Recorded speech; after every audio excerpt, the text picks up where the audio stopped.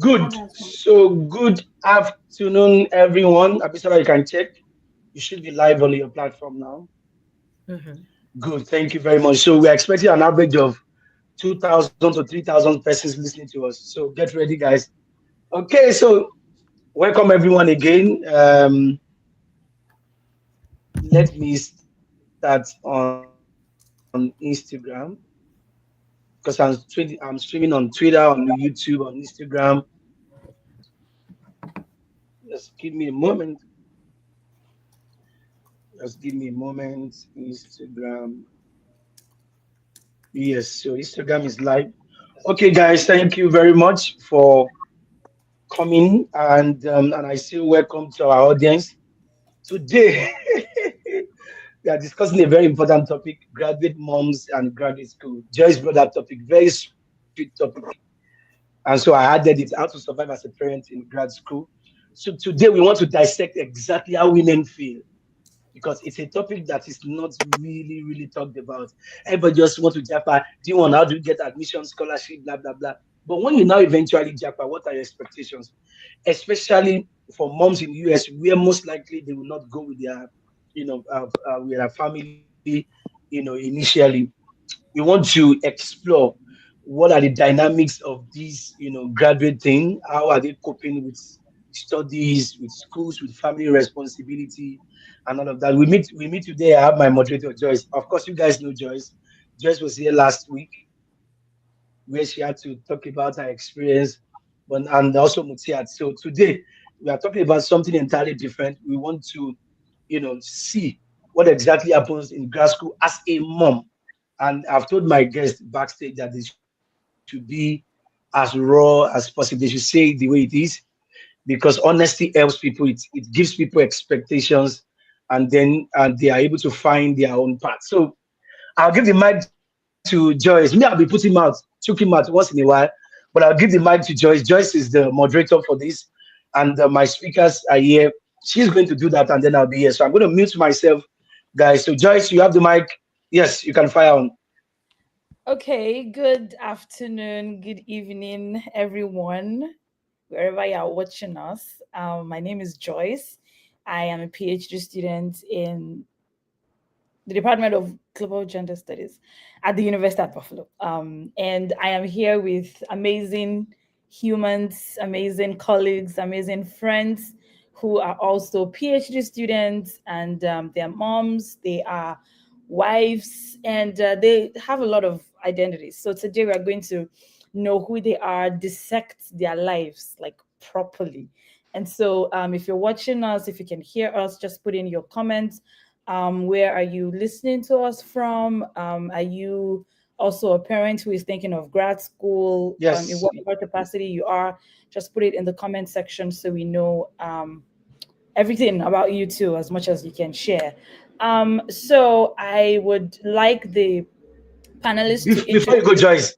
Joyce, sorry, before you go. Hello, Joyce, can you hear me? So let me put the disclaimer. I forgot that. So yes, disclaimer. So these are students in US. They are not affiliated with Japa Consult. Of course, you guys know me. They are just here to share their opinions, their personal opinions as students who are moms, and taking care of their family. They are not, affiliated with Japa Consult. There's no monetary reward. It's not a business. There's nothing. They are just here to share their experience. I'm not paying them. They are not paying me. It's not something transactional. It's not something business. They are just here to share their opinion on my platform. So I am the one that is the businessman. They are not into business. So we have to make that disclaimer very clear. Bisola is happy. She's doing like this. Okay, yes, so we go. Thank you so much, Dion, for All the right, let's disclaimer. go. Yeah, and I'm sure you're Yeah. wondering why this topic. Why are we talking about this? I think it's important because, like Dion said, it is often less talked about, especially amongst graduate students, international students, for one. And so we want to know how these amazing humans have been navigating their several identities. It's important for us to also share this with people who are thinking about going to grad school and either with their kids or people who are heavily pregnant, and stuff like that. So this is a platform where we talk about real things, honest conversations, and that's what we're going to be doing today.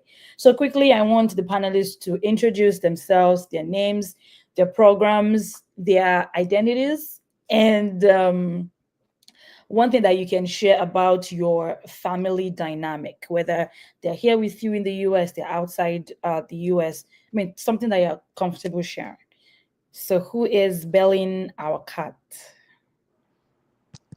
Okay. I think All I right. like was Thank fine. you.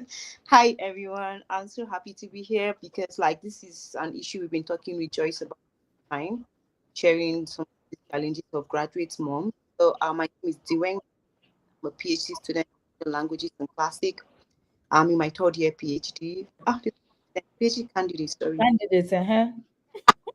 So basically I came to the US with my two kids. I came to the US when my first daughter was 5, and then I had a 3-year-old. So that was it for me. And then I came with my husband, but then he spent some weeks with us. I had to go back to Nigeria. So he went back to Nigeria and I was left with my kids. So it was just me and the two girls. And then it was really, really complicated. Yeah. Uh, some nights I cry myself to bed because it was all. At some point I felt like going back to Nigeria because I was like, this is something I can't do with two children. So basically, those are the challenges I had at first, and then when we talk more, I get to tell you guys more about this one. Thank you so much, Deweng. I remember when Deweng first came, Deweng always had this backpack and she was always walking very fast. I'm like, what's this up with this auntie? Where is she running to? And then she would say, Joyce, I miss my husband. I'm like, just me, I cannot relate. So just don't worry, I everything will be fine. was take my child back to school, so I have Mm, to run to go get the bus before the yes, school. always running. But yeah, thank you so much, Deweng. Who wants to go next? I could go next, Okay. if you don't mind. My name is Abisola Akinsiku. My field, I am studying African literature and migration literatures in the Department of English here at the University of Kansas. So literature is my area. And then my family dynamics, my identity. I'm a woman of color, beautiful color from Nigeria. And my family dynamics, mine is kind of very similar to the ones too. The first time I came for my master's, I had a 1 year old who I had to live in Nigeria because I was granted visa and my family did not get the visa. Right, although we went for the interview together. So I came to the US in 2019 alone, and my less than 1 year old was in Nigeria. It was crazy. And after I completed that master's, I returned back to Nigeria during COVID. I was part of those people that were flown back to Nigeria at the height of COVID, that Nigeria had to um, send us help to send us back home. And I was part of those people who were quarantined in Abuja for days.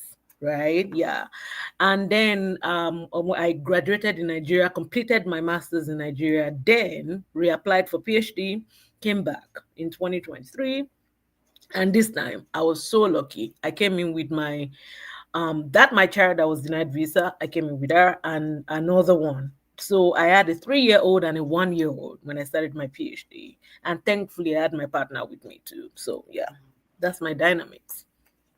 Thank you. I think people don't really understand the fact that you can be granted visa and your family members do not have. And at that point, what do you do? I mean, you cry out of the embassy and hopefully reapply again. And most people have reapplied like countless of times.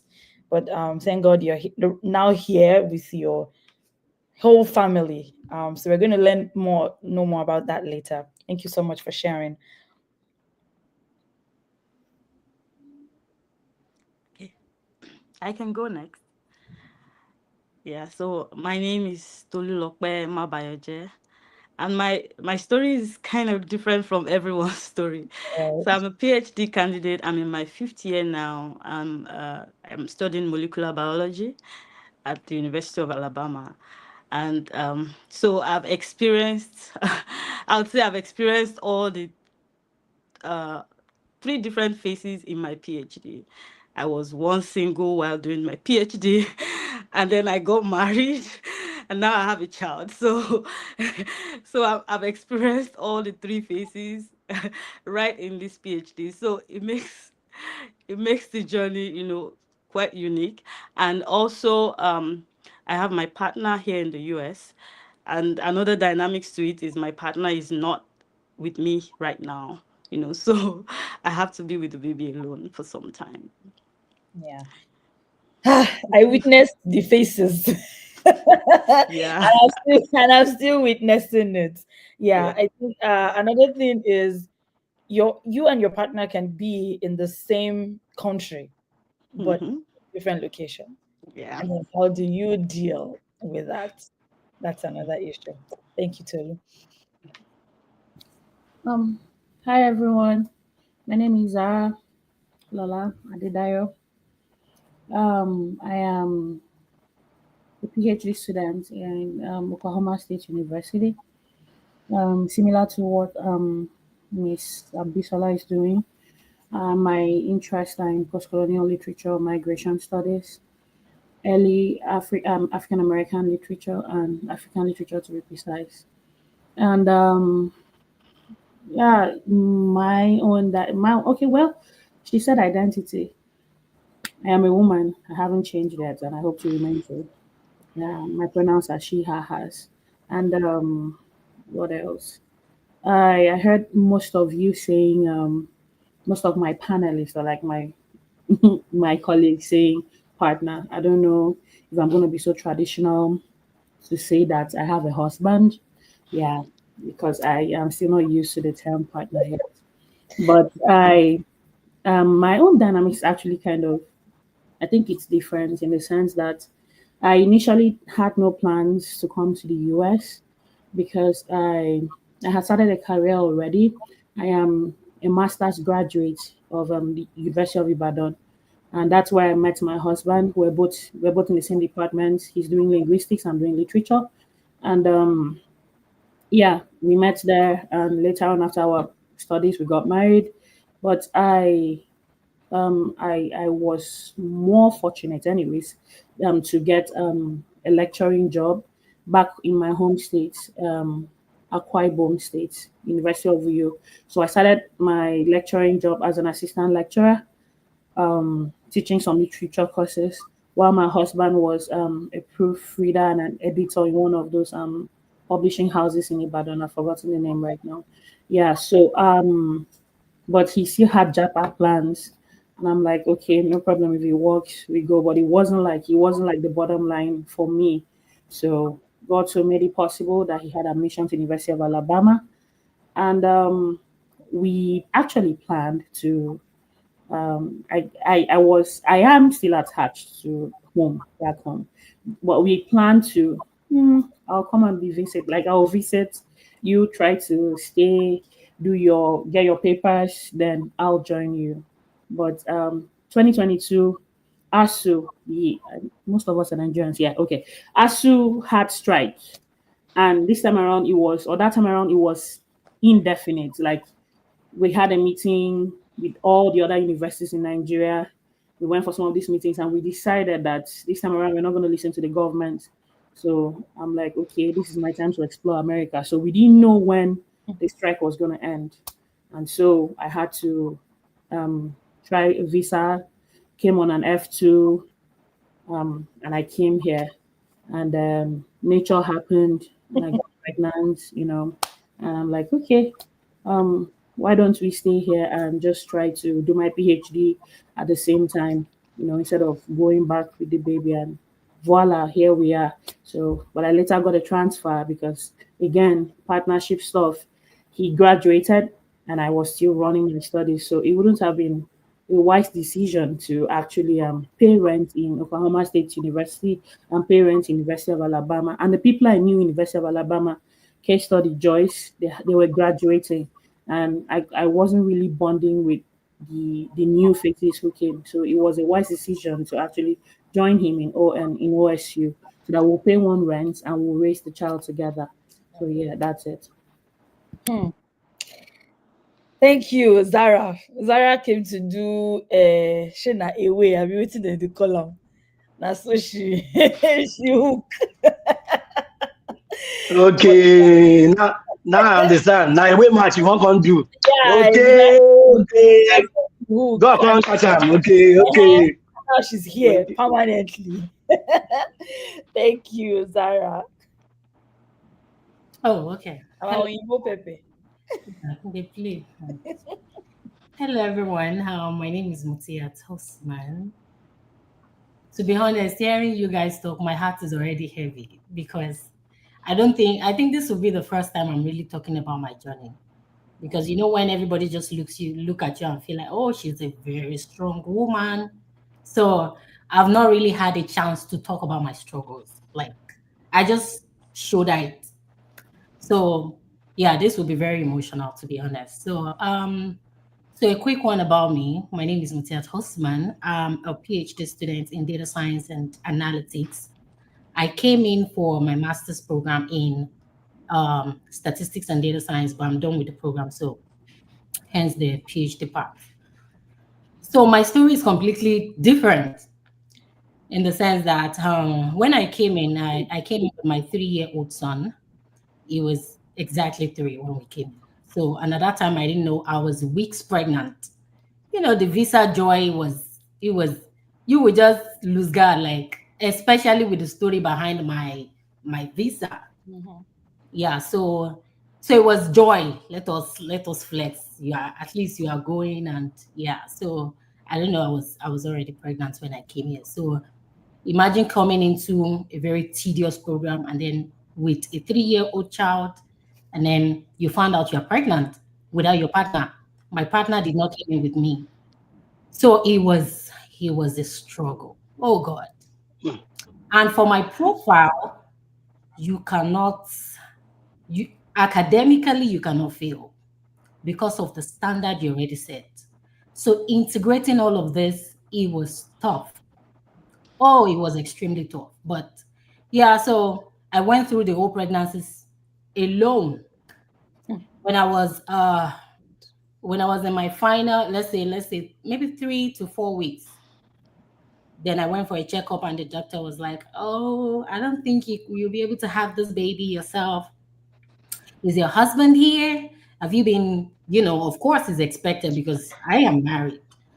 And then she was like, "Do you have a boyfriend?" You know how they just put things to you and give you options and you look at them that I just told you I'm a married woman. The way I dress, does that not say something to your brain? Oh no, no, I'm not. I'm just trying to. Do you have like a boyfriend? Do you have some? How have you been?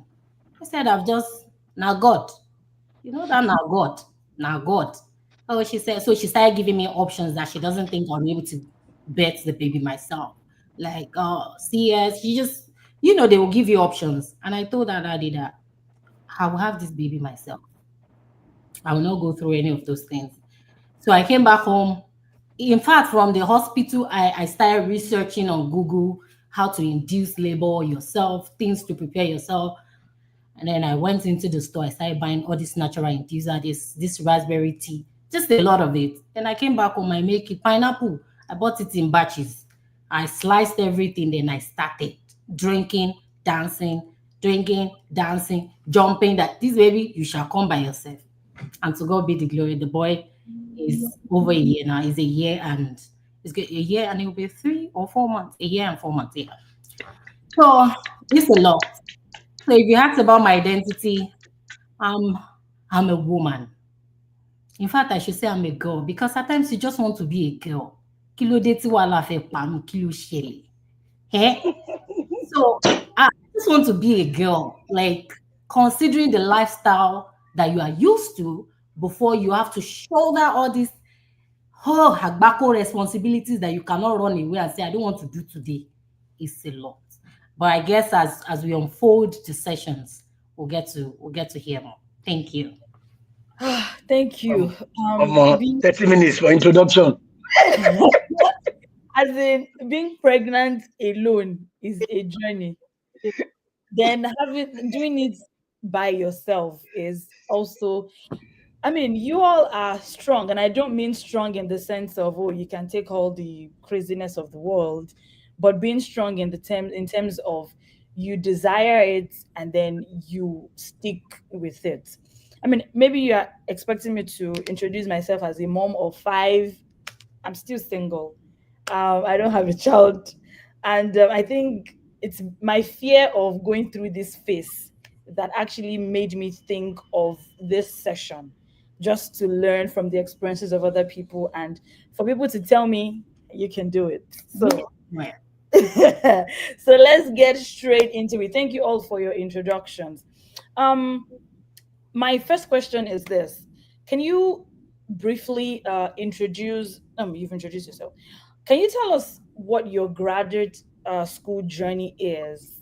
How has it looked like with you being a parent? Now, not a wife, but being a parent, being a mother. Has there been any shift?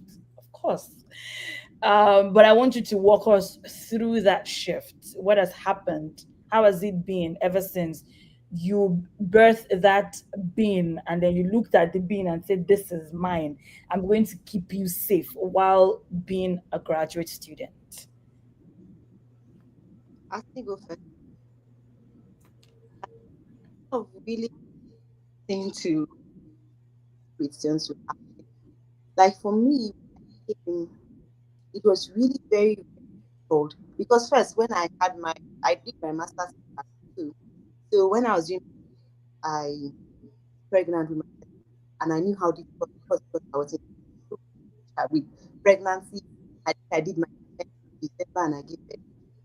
So it's that complicated, having to travel for my all that. So coming to the university and then being in graduate school was very, very first I Is had it a network? first I had this feeling of coming through, like sharing a class. You know how I don't know if you have, how you're in class so intelligent. They are so intelligent. You are trying to even understand what the lecturer is saying. These people are giving answers. And I'm doing a PhD in French. I'm trying to even understand, okay, what is this lecturer even saying? And then someone is already answering. I'm like, oh, I think I'm really done. First, I have that feeling of not being good enough. Then I have these two girls that I'm left with. Hmm. Get back home. I think about my life. Okay, first, I think you're not supposed to get because nobody say you start getting. And then second, you can't get two children. How are you supposed to? And then meet up with all those people in your class. So I had that feeling. And most times I am confused. I'm looking at my kids. I'm supposed to help them do their, like for my 5-year-old, help her do her homework or try to, but I'm just confused. And then I was unable to get daycare for my 2-year-old. A daycare I registered it from Nigeria. I've been on the wait list for before I came to the US. And when I got to the US, they showed me like a whole bunch of files that I'd be like, oh no, your name is even stored down. We don't have a spot for you. So I'm into all this kind of confusion.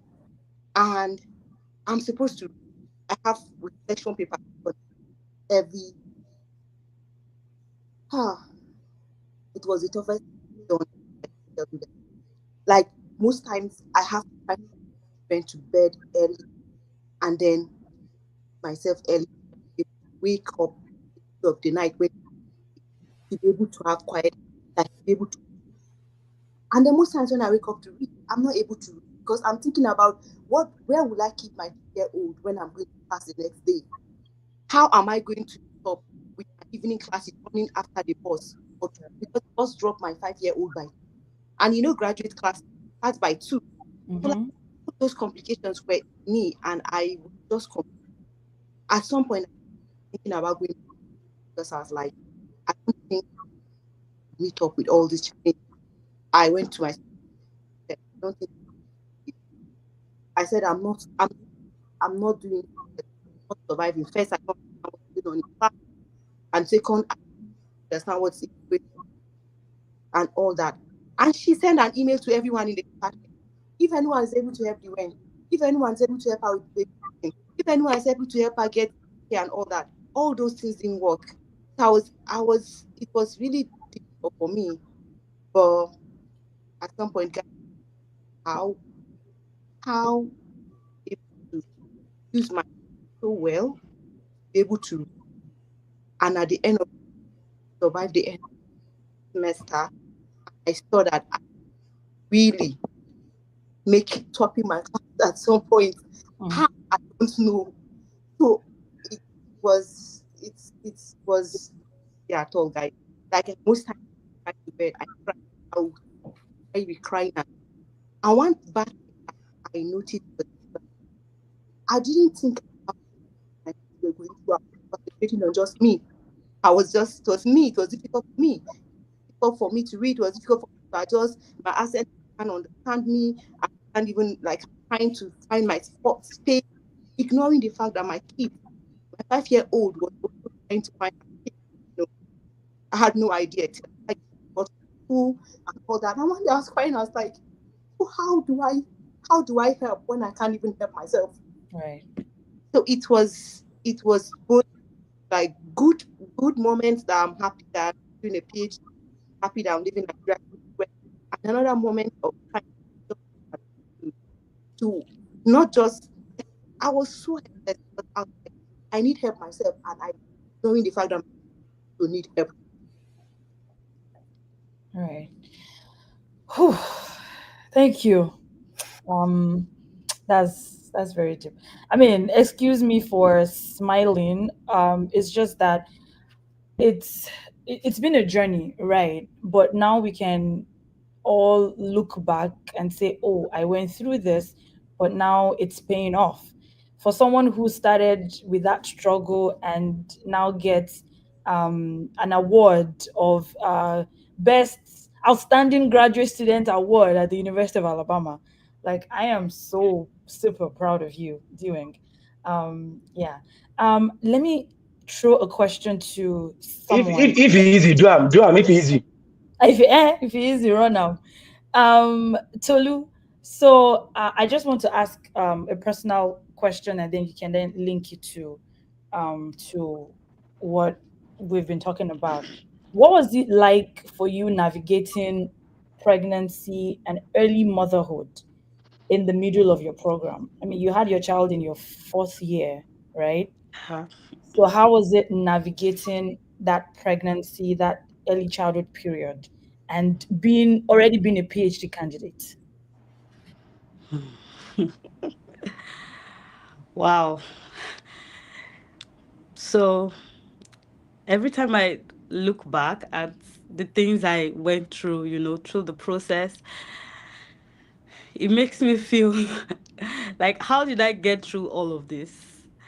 You know, how did I make it through it? So, considering that my work is really lab based, Mhm. like I have to go to the lab a lot, and I have to use some chemicals that are not even so good for you to be exposed to as a mother, as a pregnant woman. It was very difficult for me to, really go through that process of pregnancy and combine that with my lab work. So I had days where I had to specifically move all my lab-based experiments, that all the experiments that I know that I have to expose myself to things that are not really, you cannot really tell what their impact is going to be. I had to shift them to the later stage of my pregnancy when I'm very sure that, okay, it's safe to use some things now, it's safe to go into the lab. So I did one thing that helped me was actually delegating. So I had undergraduates that were working with me, and I had to have a very honest conversation with them. In fact, some of them had to tell one of them to actually lead my team, because I am pregnant and I would not be able to be at the forefront of just working, handling pipettes and doing all of that. So, and I delegated to her and had to like ask her to give me updates for things I could not do by myself. So, and I actually followed through that. So that was one of the ways I had to navigate being being pregnant while having to work in the lab. Also, it was, pregnancy comes in different phases. Some the first few months, you are just sleeping and you're like, what happened? Where did I get? So I also had to teach at the same time. I had to teach labs, and for those labs I couldn't, because I didn't want to start like, because the way you don't want it to be like, is it because you're pregnant, that's why you cannot do this? So I had to go through that process without really involving so many people, because I don't want it to be like, oh, so she's pregnant, she doesn't want to do this, she doesn't want to do that. So for some of those times, I had my mask on through the class. You know, no, they just thought maybe I had COVID or something, or I had, so I had a personal reason why I was using mask. So I had my mask on, and I went to the lab. In fact, by the time they all got to know I was pregnant, I was like 7 months in, and I was almost about to, I was almost about to like put to bed when they found out that at the end of the semester, I showed my students my baby bump. They were like, "What? Are you?" So, it was, even through that phase, there was so much for me to do. I would probably teach for 1 hour, and then I'll feel sleepy for the next 5 hours. So it was, so it was a lot. But one thing I was really grateful for was that at that point, I was already a PhD candidate. So I didn't have a lot of course load to deal with.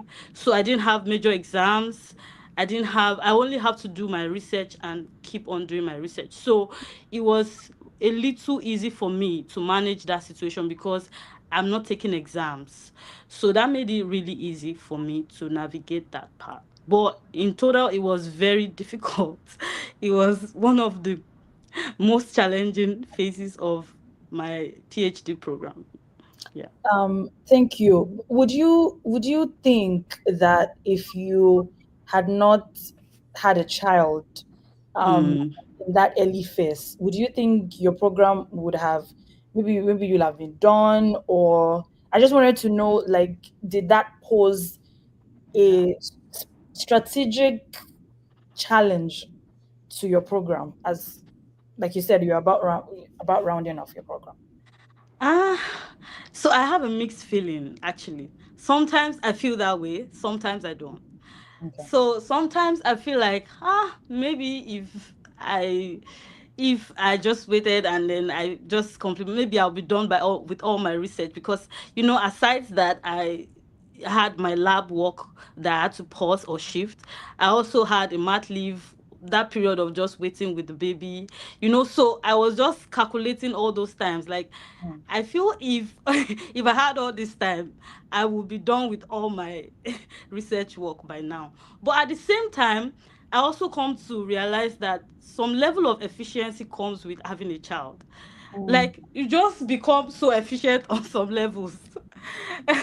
you, your time management I improves. agree, especially as a black you mom. Mm. Yeah, because you don't have time. Yeah. So you have to do with the short period you have. You're organizing so many things. I have to do this, I have to do this, I have to do this, and you are clearing them off. So I think it makes me have a mixed feeling. Like, I really think I like that I have a baby now, and but at the same time, maybe it's not really that difficult, because I am able to learn more efficiency, like how I became more efficient with my duties, with what I have to do. I'm not saying I'm totally good with it. In fact, I still fail a lot of times. I see myself, still missing deadlines sometimes, still, and just say, well, I tried my best. There's really nothing I can do. Yeah. So I have those experiences to where I feel like I really failed at doing what I'm supposed to do. Mm. But overall, it's a mixed feeling. I'll Mm. say that. Thank you. Thank you for sharing. I would move to Abisola. So you have your partner with you Mm-hmm. now, not when you were doing your masters, but now you have your partner with you. Do you think having a partner has changed the way you experience grad school, motherhood, or is it still the same? Or are there things that you still have to do on your own, even with you having a partner? Well, that's a very fabulous question. Thank you for asking. Okay, so now that I have my partner with me and I have my children with me, the first thing that happens to me is the psychological relief. Mm, Because the first time that I came without my family, I was depressed. hmm, Yeah. I remember a particular day that I would go to the bathroom, sit on the closet, and cry uncontrollably. I was crying uncontrollably. I couldn't stop crying. And I became so desperate that the only thing that I could do was to pray. I said, God, just help me because I can't do this again. hmm, And I was on the brink of, like Dueng said, I want to go back home, please, because who sent me this one? Do you get? So, but now that is not what I'm feeling now. That has changed. And just having that psychological, that rest in that angle is very helpful because now I'm no longer having that long, full, quote and unquote, look backwards. That, oh, I just want people to be here. I just want it to be here. I just want it to be here. That one is settled, right? So that gives me a kind of ability to focus, to now look forward, not always having to look backward, not always having to be sad that I don't have my family with me. And when I meet students whose families are back home, I have a special place in my heart for them because I understand the amount of psychological trauma or hmm. stress that they are going through. It's not easy. Yeah.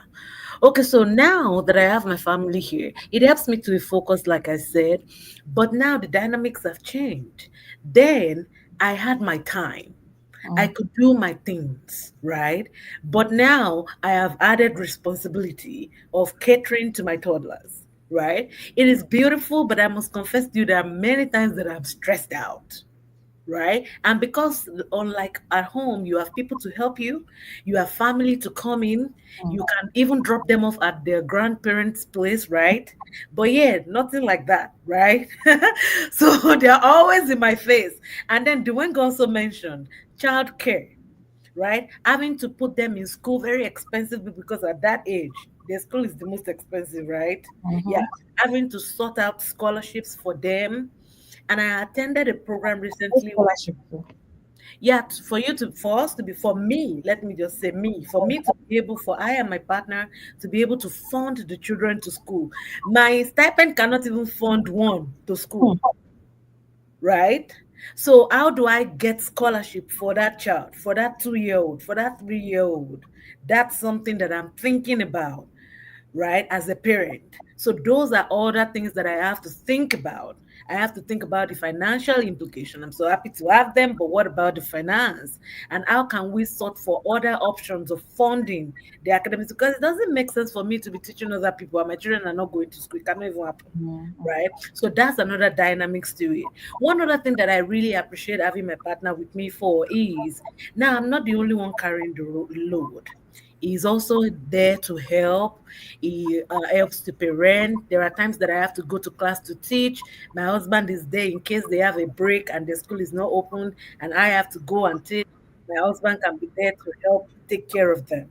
And that has really reduced the load. I must say that having a partner is very helpful if the circumstances allow it, mm. right?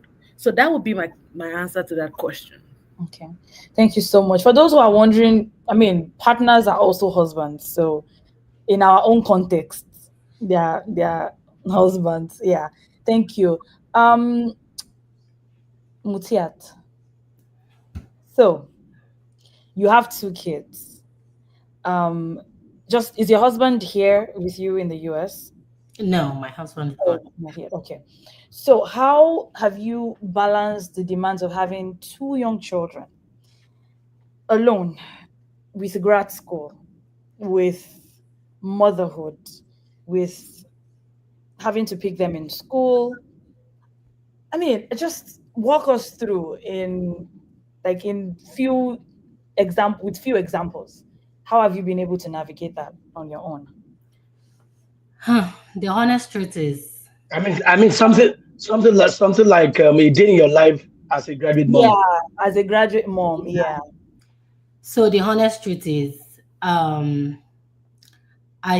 usually say is that my strength is just divine. Mm, I just don't, it can't, that's the best thing to put it, because at times I look at myself and say, why? It's like something is just holding me together, because it's like I want to scatter that words. And let's start from the beginning.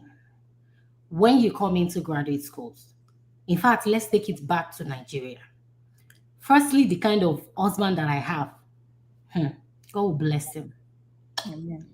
Because Nigerian men, when they see opportunity and it's only available for their woman or for their women, they more than 80% will not let you go. They wouldn't, especially when they know that you have to leave them behind. Yes, they won't. I know so many people in that situation that the husband will say no. It's either we all go or we stay. So it's only few that can say go first. But you see that go first, you are the messiah for the family. I mean, it's like they are slaughtering your head to pave way. So don't think that go free is like you are going to America to go and enjoy your life and you will suffer. That one is real. You just want to, you are the one paving that future for that family. All right. Of course, the husband is going to go through a lot. That one, Shege Promise, is also there. But you that you are going, your own is in multiple, especially if you are going with the kids. Let's say you have children. But my own case, it came with extra because I was already pregnant that I didn't know. And the program you are getting into, they want you. They don't know whatever luggage you have coming with you. The efficiency, the proficiency that they're expecting, they are not going to reduce it for nothing. Mm, So you still have to step up your game to meet up the requirement, because there's a reason why they have given you that scholarship, that TA or TA position. yeah. You are going to fill in certain things to get that money. Mm, So for my case, it was terrible. mm, Because first of all, my sister said something about daycare. Oh, good Lord. People need to be educated even before they start the journey. So right. that you make proper decision. That we have some people that their baby girl lifestyle, you cannot survive. It's not a course. Don't even risk it. Just sit down, and be enjoying, be managing Nigerian system until God say, oh yeah, that your level of strength must be to a certain level Mm, before you go through this kind of journey, because it will test you. Now, when I came in, we'll talk about accommodation, because you are coming in with a child, there are expectations on where you can live. There you must, of course. So, and coming to a country that, let's say, you don't even know anybody, you don't even know how to get started, that one is headache.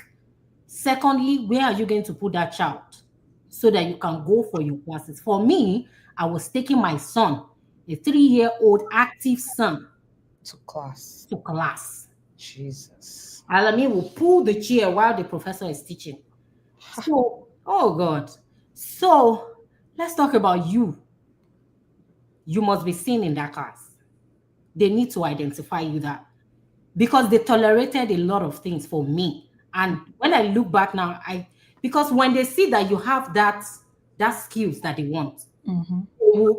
they will endure. Security one day he said he will call police that Alemi was sitting, he's not sitting, he just keep running around in the whole building.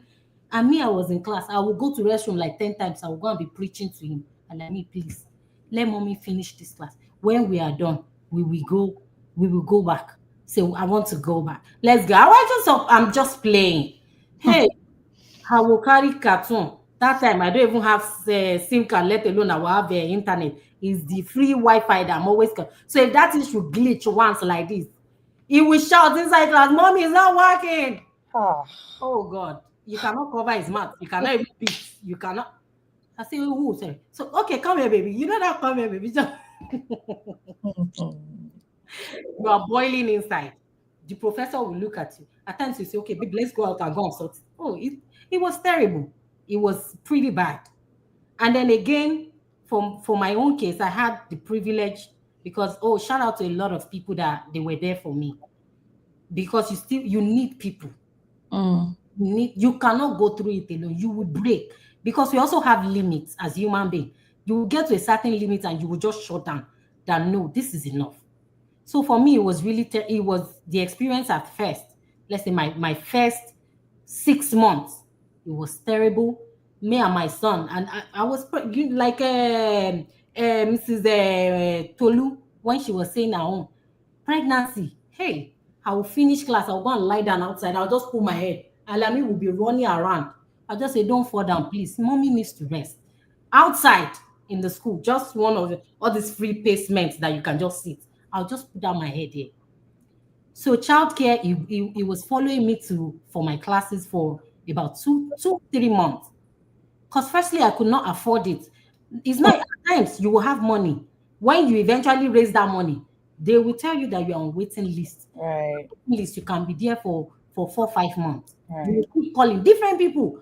I even have this money now. Let this boy stay. It's a lie. So I had to just keep managing that situation, exploring places that I could put in so that I can also be fully active. Because while I was doing my program, of course, I have to TA undergraduate students, Americans, teach them in class. Different. As I'm taking marker, Alami is taking his marker too. Once I'm writing, he wants to write. So I mean, they like children, so they tolerate him and say, no, it's okay, let him. But it's just you because there's camera watching you. That why do you have to go in with a child in the first place? Right. So yes, it was tough. It was really tough. It was extremely tough. But yeah, every time I'll just go back to my prayer. I'll just perform ablution and say, hey, Allah, please strengthen me. Hmm. Because there's this child that is looking at you every day that, mommy, I want to hit. Mommy, this. And that mommy, the one professor just sent an email that, oh, you need to go to so this thing to do this. Is that you have series of deadlines for your coursework. And my program, oh God, let's not even go there. So it's just a lot. It's just a lot. So how did I balance it?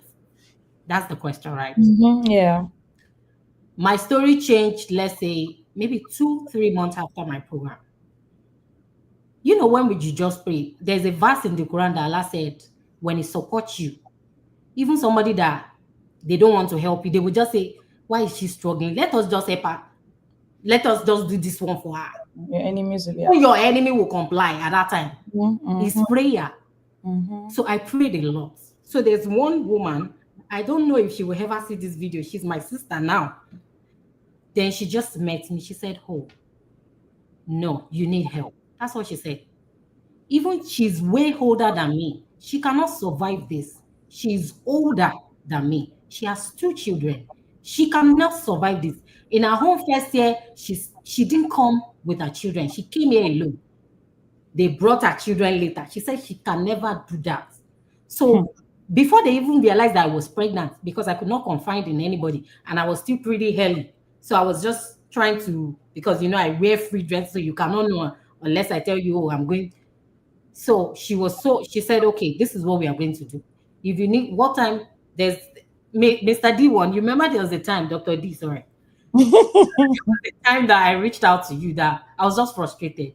And he said he knows somebody in my school that can help me.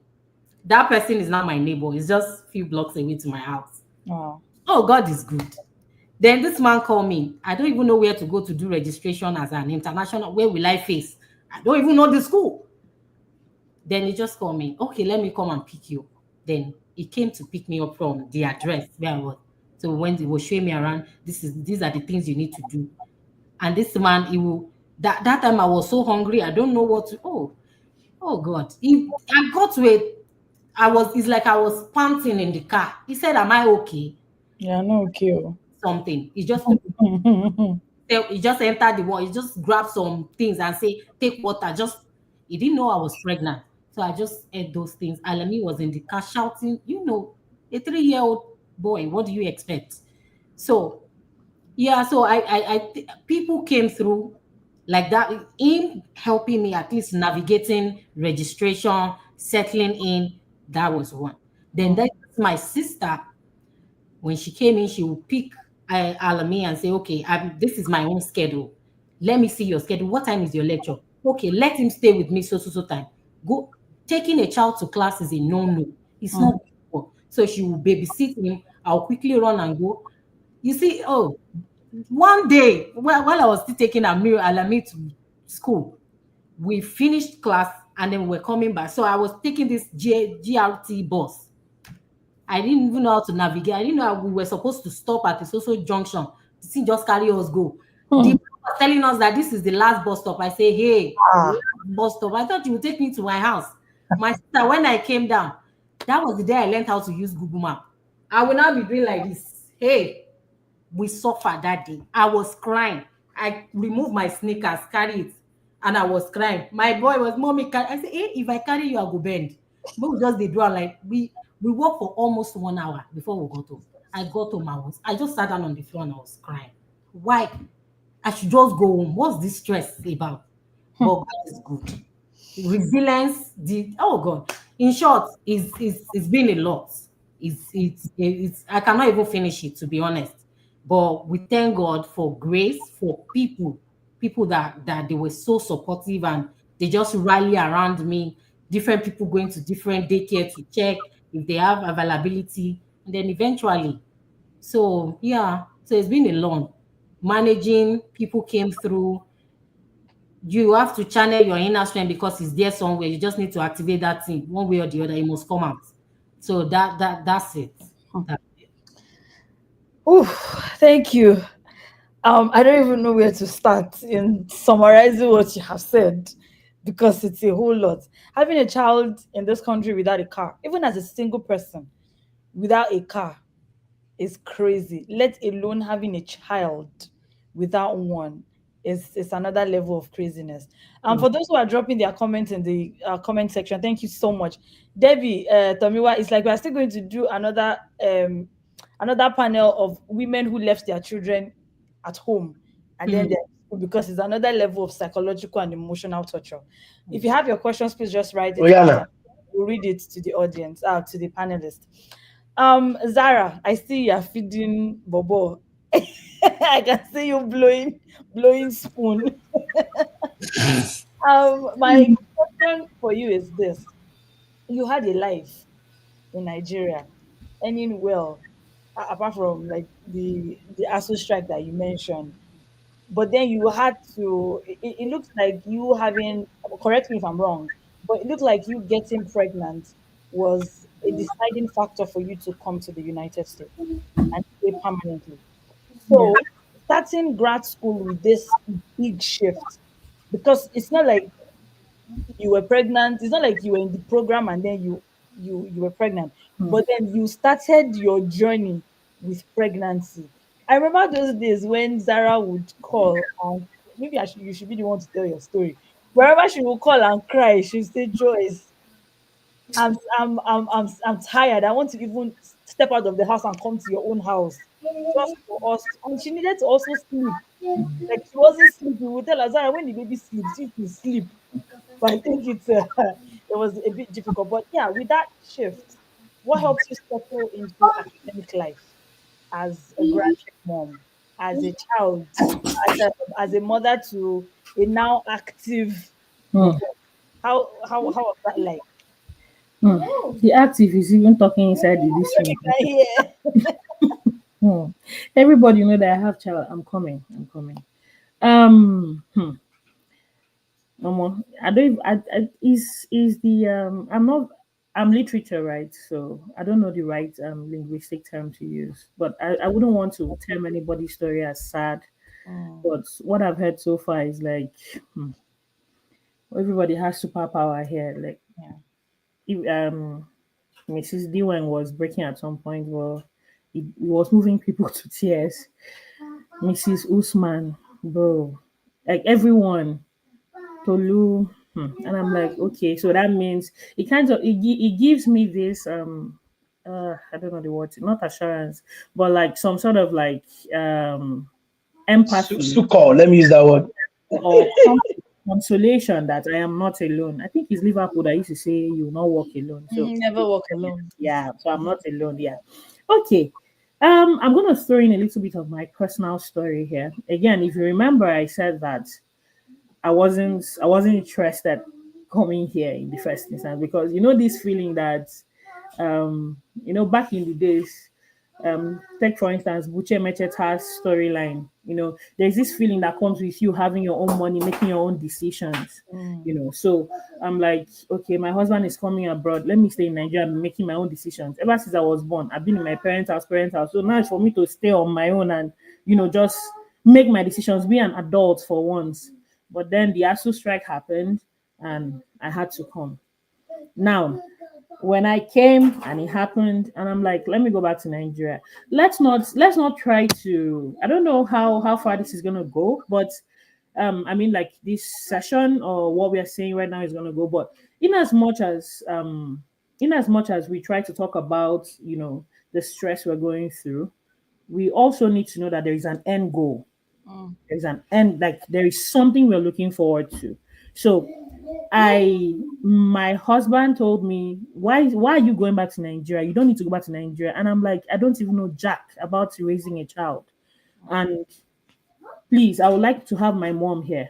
And lots of us, we've mentioned the whole visa brouhaha and all of that. It's crazy. I bless the name of God, I wasn't rejected, but for my mom to have visa to come here, it was, oh my God, I don't even want to go into that. That is why I use this medium and platform to thank the University of Alabama graduate students in 2023, 2024.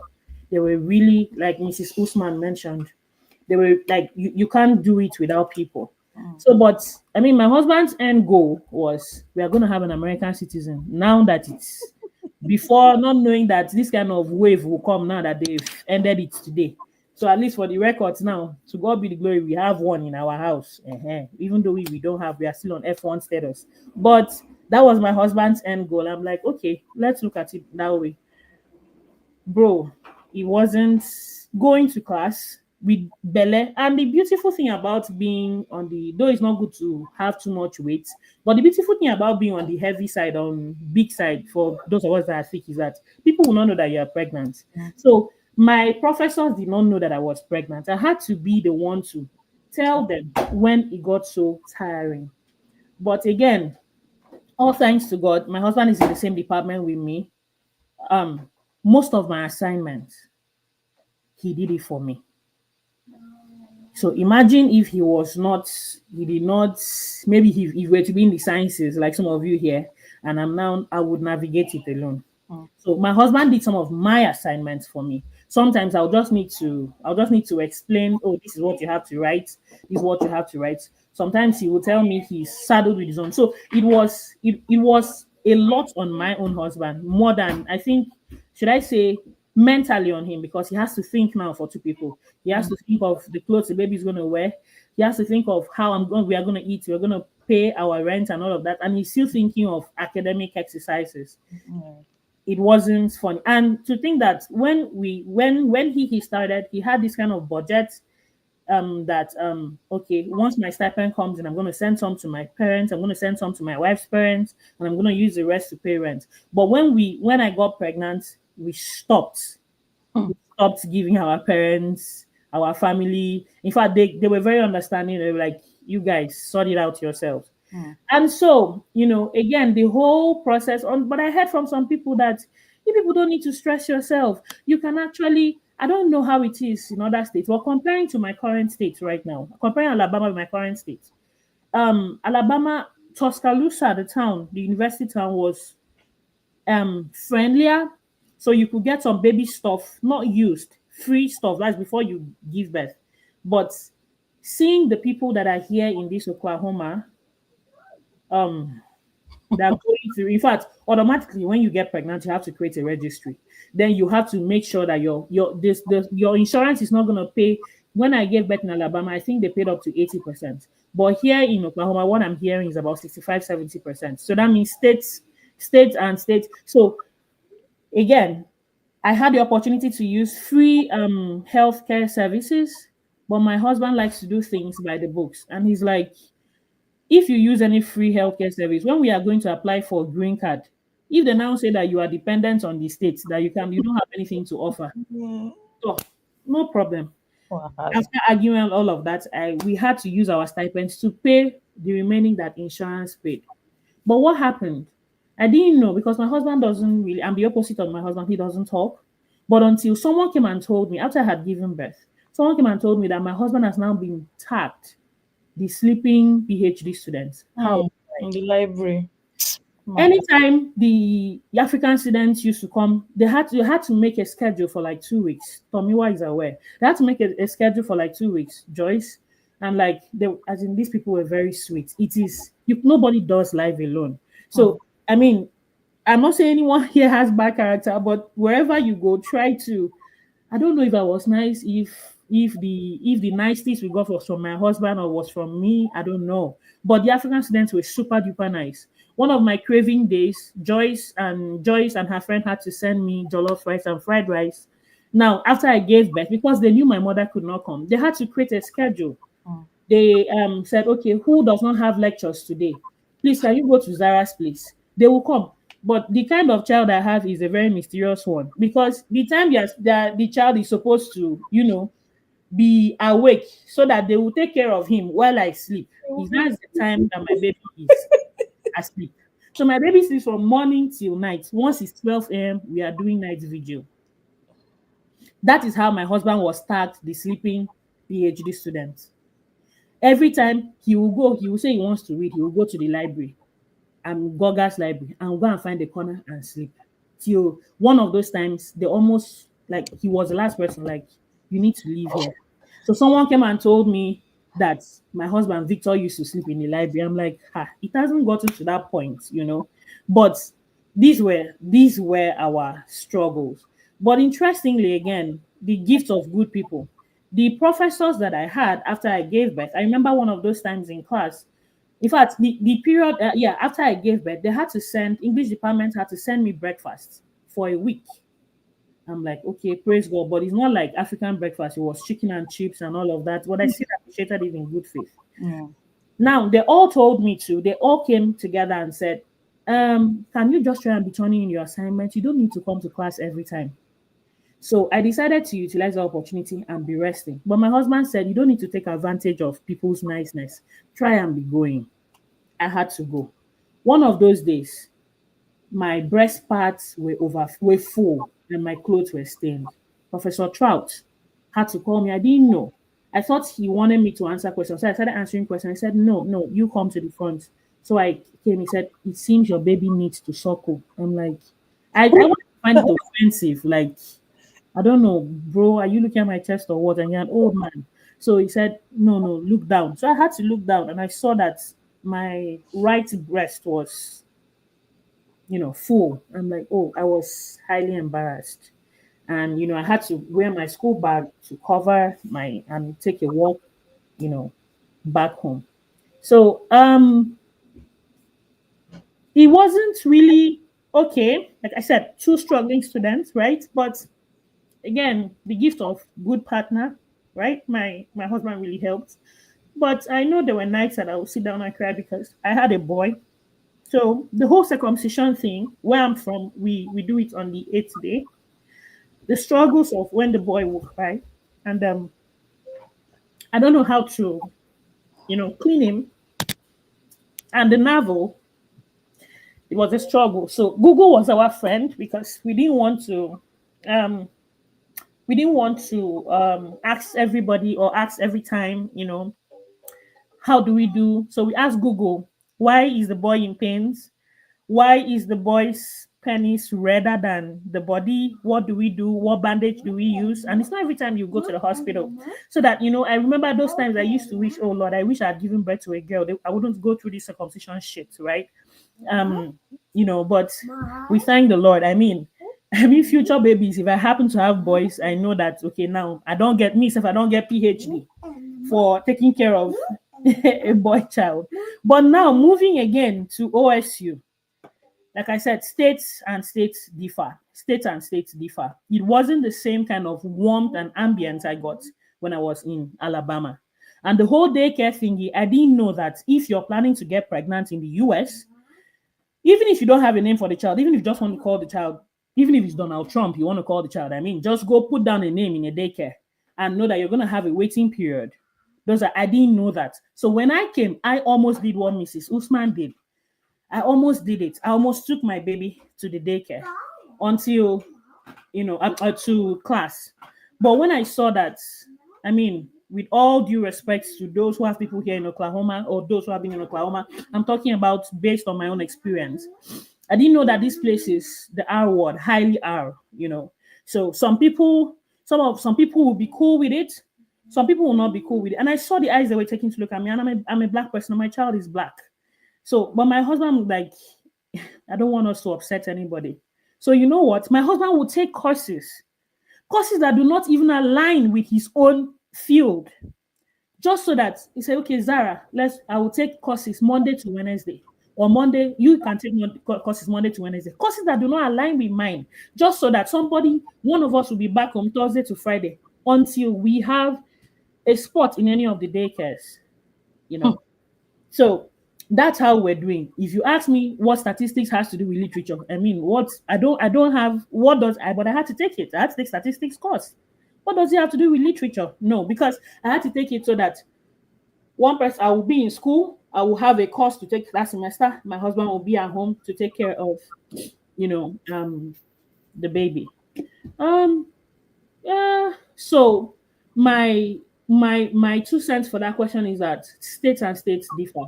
I don't know how it is run in other states, but if you're fortunate enough to be where lots of people are, lots of people your same kind, or let me not say your same kind, apart from being your same kind, even people of other races that are nice to you, please utilize it and take advantage of it. And because of the whole stress that we went through, my husband has been saying, if you don't want to take this is actually on a lighter note, if you don't want to take any birth control, I'm gonna go do vasectomy. Let's all be in peace. We are not gonna go down that route again until we get our papers, because the stress is. And my mother-in-law told me recently, said, have you looked at your husband? I said, no, mommy, how? He said, I want you to look at him. I said, I don't understand. He said, have you seen that he looks older than when you people left Nigeria? And bro, that actually touched me. And yes, when indeed, my husband did not have receding hairline in Nigeria. So it was a spec, bro. Yeah, actually, but now my husband has receding hairline, and for someone in his 30s, it's crazy. America has done us anyway, but we know we have our end goal. We came here to prosper, and so will we. Thank you. Amen. Thank you. Thank you so much. Thank you so much. This one hits me. That your Honestly, story hits me. I almost started crying. I had to even log off Like, because, and I think we at some point we also need to hear fathers' experiences, because it's not only mothers who have done. Because for you to support a graduate mom, then you also need to have superpowers, like getting to the point where you start sleeping in the library, and then you now get a tag. yeah. It's Your husband are OG. Now OG, now correct man. I beg Muna, if in the watch this thing, but if you say I beg, no do vasectomy. it doesn't. It cannot. It can never. So we'll still come back to the questions in the chat box This still for hits asking me. about mental health. I think that's very Yeah. important and it's something we're going to talk about. Let me quickly ask these questions. I mean, I'll give everyone different questions, just because of our time. So I don't know, who do I ask this? Maybe ask Dwang. How has being an international student parent shaped your experience in terms of community access to childcare and even cultural expectations? I know we've all talked about the essence of community, and I think that word sometimes is underrated.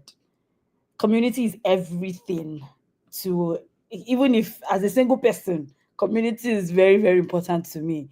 But so how has that tag of international students shaped your experience? I see Tomiwa was talking about how uh how sometimes they can tag your child as violent and then refer you to a therapist because they don't understand cultural differences. So there are different cultural shock experiences. So I just wanted to share a little bit of yours. Yeah, like just feel like we all have experiences that are so unique, and then it's obvious that we all have good husbands. That's the truth. Like mine had to leave his job, come here to support me because we were in between. I have to go back to Nigeria or stay back in the US. But then we sold almost everything we had back home to just to be here. So like he was like, then what's the use? That wasted money and all that. So he the job to be here. Like he of husband, you're so grateful. Like so like when I came for international community as an international student, first I was kind of trying to understand. This was the first time I knew I was black because yeah, I had no idea. And Right. when we see white people in Nigeria, we're so happy to see them. We kind of feel they are everybody wants to have a half caste baby and all. And then I come here and it's everybody looking at me like different. Oh, and I notice I'm actually really different.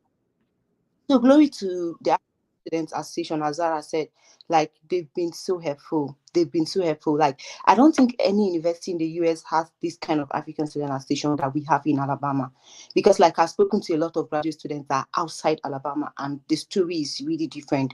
So we had Sunday. Sunday was there from Nigeria, trying to get me accommodation and all that, and I came in. Guys, when I came in, I knew I had a room, but it was empty. There was nothing in it. And I was coming with two children, with my husband and two children. So basically, we came with those blankets from the plane that we're going to sleep on when we get to our room.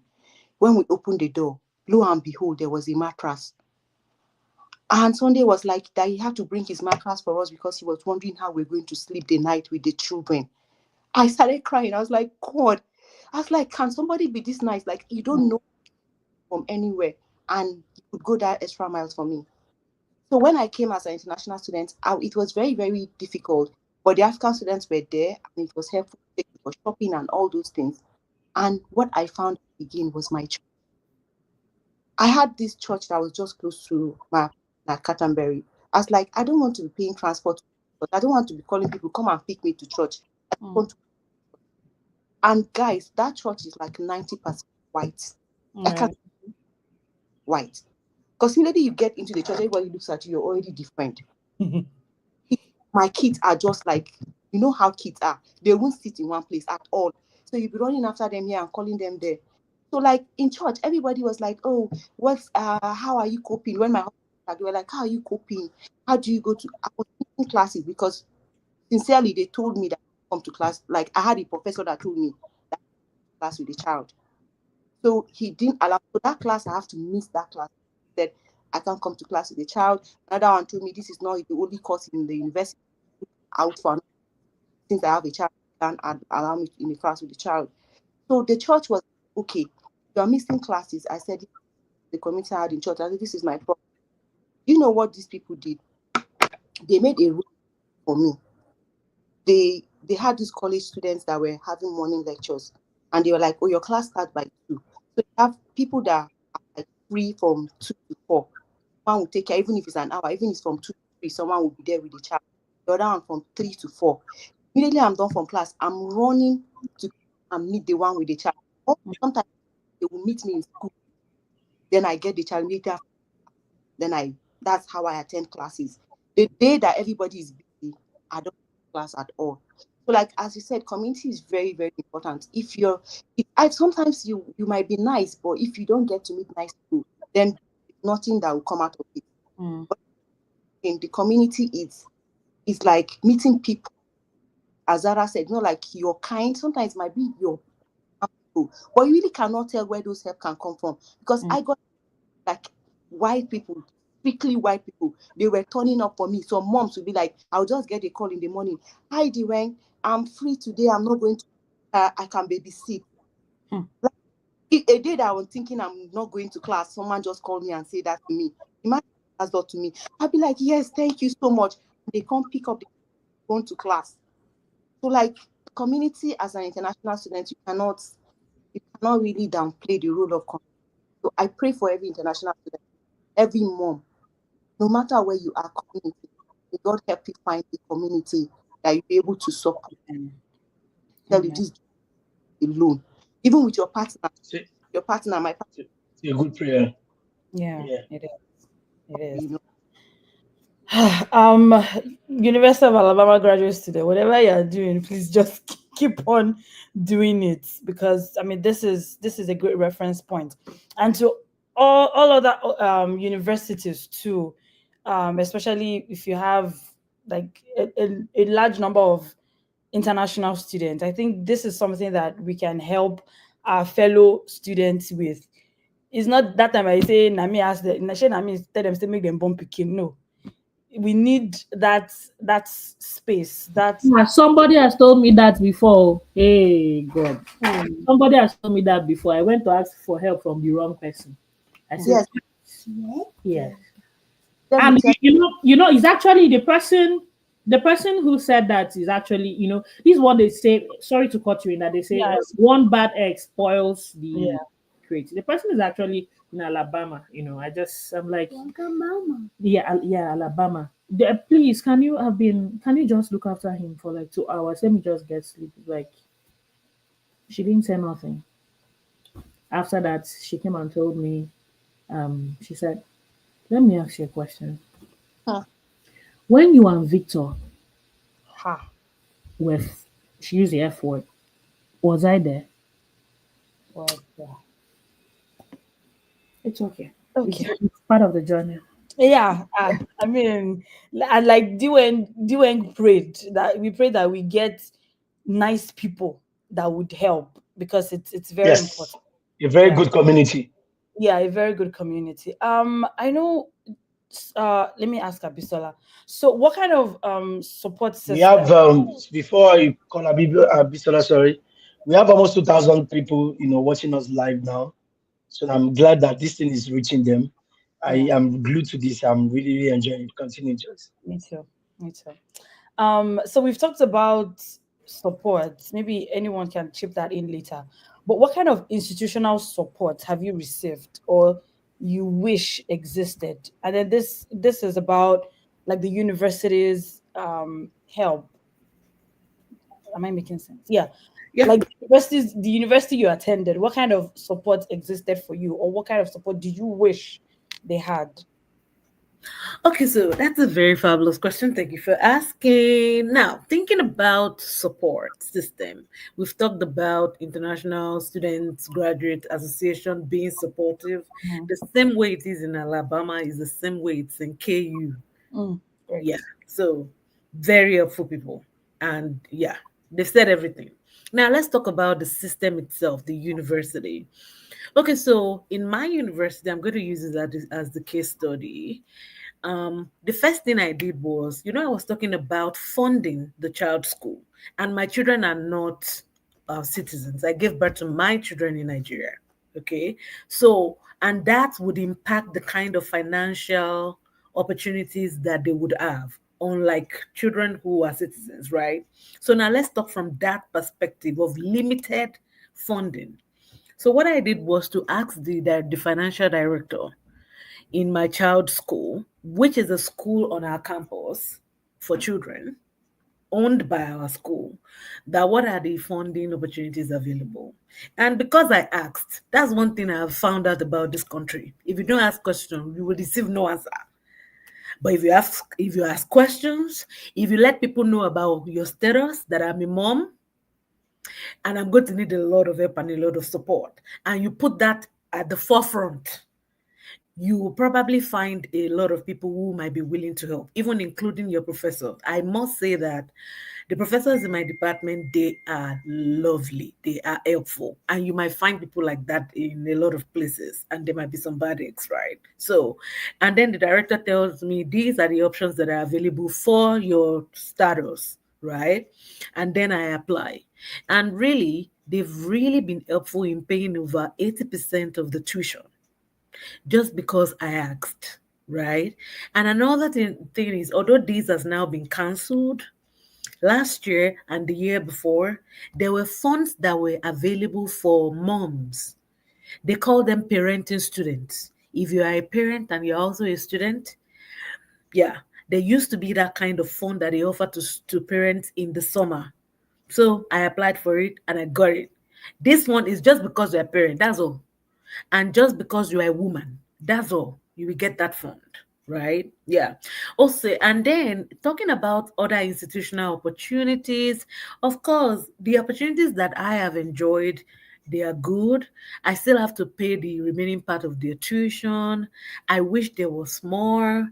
I was listening to somebody in another event that I attended of a grad school mom also speaking, and she talked about how she negotiated a tuition, a stipend, a summer pay, and a child care and travel allowance, movement allowance, how she bargained for all that before she got into that university. Hmm. And I'm like, this is so bold of you. And this is the first time that I'm hearing a mom negotiate based on her status as a mom, right? And that university, because she asked, gave our children tuition waiver. But that's an information that I did not have when I was starting. So one other thing that I have discovered is the more you talk to people, the more you ask questions, the more you let people know about your status. Me, I'm carrying that my motherhood is on my head. Oh my God, you know that I'm a mom. Anywhere I'm going, I let you know. Because I know when you know what I am, who I am, you will know any opportunity that you know that can help me. You will tell me. And there's been instances where my professors will email me that, Abisola, did you hear about this? What did you hear about that? What did you hear about that one? Apply to this one. Yeah, and that has been really, really helpful. So the way that I'm going to conclude is that make sure that you are communicating, make sure that you are relating, make sure that you are asking questions, make sure that you are speaking up. Another way that I got a lot of help was even right there in Nigeria. People had told me that register your children ahead. You can actually register them ahead before you enter the country. Be on that queue because Motiat, you said it that you could be on that queue for 6 months, 1 year. Here you could be on it for 1 year, right? So they are told me put those children on that queue even before you start thinking of visa. So I Wow. had done that ahead. And despite the fact that I had done that couple of months ahead, when we still came, we still had to wait a little bit for about a month or two, right? So those are information that you can have ahead of time and that can help you to settle nicely. But no matter what, you will still it is still a lot of hard work. Still Mm. a lot of hard work. Right. Yeah. Yeah. Thank you. I know people can have like mixed feelings that, oh, if I tell this man who is interested in my studies or who is interested in funding me, or this woman, if I tell them I have a child or I'm coming with my kids, would they allow me or would they give me the opportunity or would they even select me as their candidate? And I think it all boils down to what Mutiat always says: allow your skills to speak for you. Because if they see that you are indispensable, is that the right word? They will do everything possible to keep you. I mean, Mutiat has told a story about how she got her admission and funding for a professor not to have seen you, but they say, okay, I am willing to bet on you. I'll take your classes even without you coming to the US first. Enroll first. For you to have that opportunity is because you have it takes you something. So just to add to what Abisola has said, learn to negotiate. But before you negotiate, know that you have what it takes to negotiate. So that when you are negotiating, they will know, okay, we cannot do without we must have you, we must keep you in this space. And asking the right questions. This country, a closed mouth is a closed destiny. If you don't ask, you will not get. So for those of you who are still in that process of coming to the US, or even anywhere in the world, even not only US, but you're trying to live as a parent, as a mom, please take note of these things. So I'll ask, someone has a question for you, Tolu. She said, how were you? I mean, you're still navigating actually, but how are you able to navigate having a life, having to live in a separate state away from your partner as a married person? And correct me if I'm wrong. Yeah, they're not in the same state. So how do you navigate that? And I think I just want to add this question to it, that if you could design a university policy to better support graduate student parents, what would it look like? Mm. Thank you so much for those questions. So it's not been easy navigating being away. Like, you are in the same you are in the same United States, but you are not in the same location at the Mm, moment. yeah. It's it's been a lot of things, ranging from days of just crying and wishing that this person is right here, to feel all that you're feeling, and also to moments of just being on the phone and watching your child grow and everything.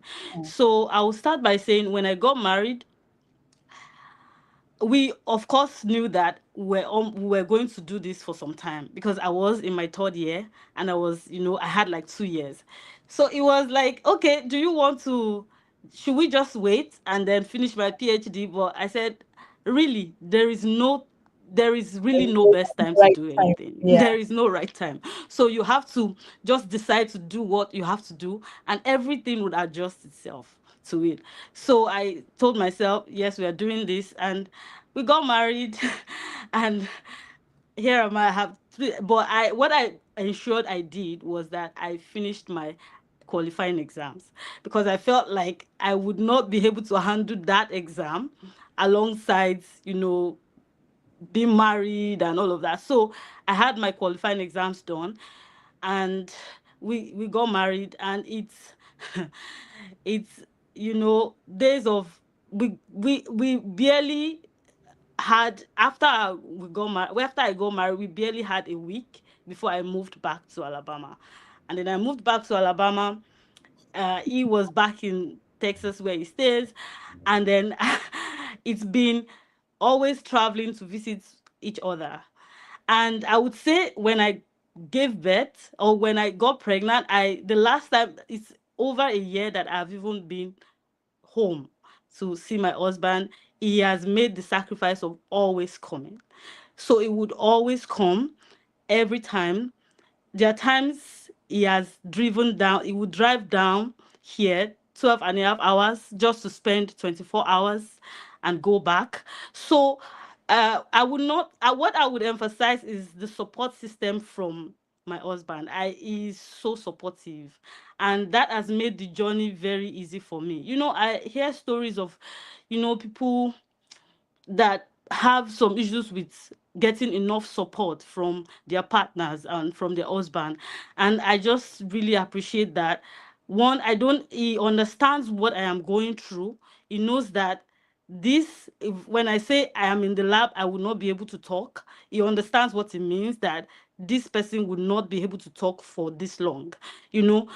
And also, when I got married, when I gave birth, there was the part of me staying in the lab for as long as I want, till 11 p.m. Just, but when I gave birth, all those things had to adjust. I had to, anything I don't finish before 5, that's it for the day. So I had to pack myself, come back home. And one thing I would say, part of being supportive, is my husband knows how difficult it is. You are alone, you have to go to grocery store, get groceries, come back. There was a time I did that I I started crying, because I had my car seat. I had to drop the baby in the car. I had to drop my car. I had to drop the rolling cart. I had to put my baby back in the rolling cart, take the baby to drop the rolling cart, then carry my because you cannot leave your baby in the car. So, and I started crying, like, life should not be this difficult. And but the other thing I want to say is, there are times where my husband, I will meet grocery at my door when I Mm-hmm. come back from, when I come back from Joyce can attest. I just meet groceries. Sometimes I meet food. Like, I know you've had a long day. So all of this really, really helped me in my program. And also, I have a very good support system. Like, I cannot even overemphasize African graduate students in the US, in University of Alabama. They've been so helpful. My friends, I remember the first 3 months, my husband called a friend of mine that was here at the time, and told him, my wife is pregnant, please, can you take care of her? And I was in our house for 2 months, Hmm. and all I do is sleep. I go to the lab, come back, sleep, eat, wake up 5 hours after teaching, and eat, and then go back to lab. So it was so much support that I got, and the support continued even to when I gave birth. That when I gave birth, I had people that rallied around my church group. They brought meals every for like a week. I keep getting meals just to, and they were always calling. We can babysit for you. Bring your baby. Let's hold her for you. So that was how I was able to actually go through some of the things that that would have been very difficult for me. And I would also say that in terms of policies for the university, the first thing is we don't have a regulated maternity leave for graduate students. I think as much as we treat them as employees, we should also make that available to them. Hmm. And I've heard in the same system where I'm in, I've heard some people probably have like a month of mat leave, while some people don't even have up to that. So I want to say that really it's In very Canada, important yeah, that even as the husband of the in Canada, yeah, even as the husband, the husband can get 6 months leave paid. The yeah. mother herself can get as can get 1 year and extend it to extra 6 months Wait, as paid. a student. Yes, as a student now. Yes, now. Um, Life no hard for this Canada. It's just that we don't get money. wow. Yeah, that it can. In the US the story is different. Hmm. it's Yeah. it's so sometimes I was lucky to get 8 weeks off, where I was just, but it was just having another thing, a very good advisor. So I Hmm. have a very good PI that she's so kind, she's been through it and she knows how it feels.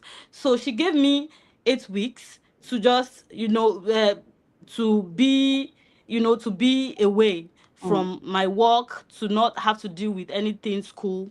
Yeah. And that is not universal. I don't think there is a universal rule that you get this amount of mat leave. Hmm. Also, I feel it would be good if universities could provide, because we have, most universities have a large international body.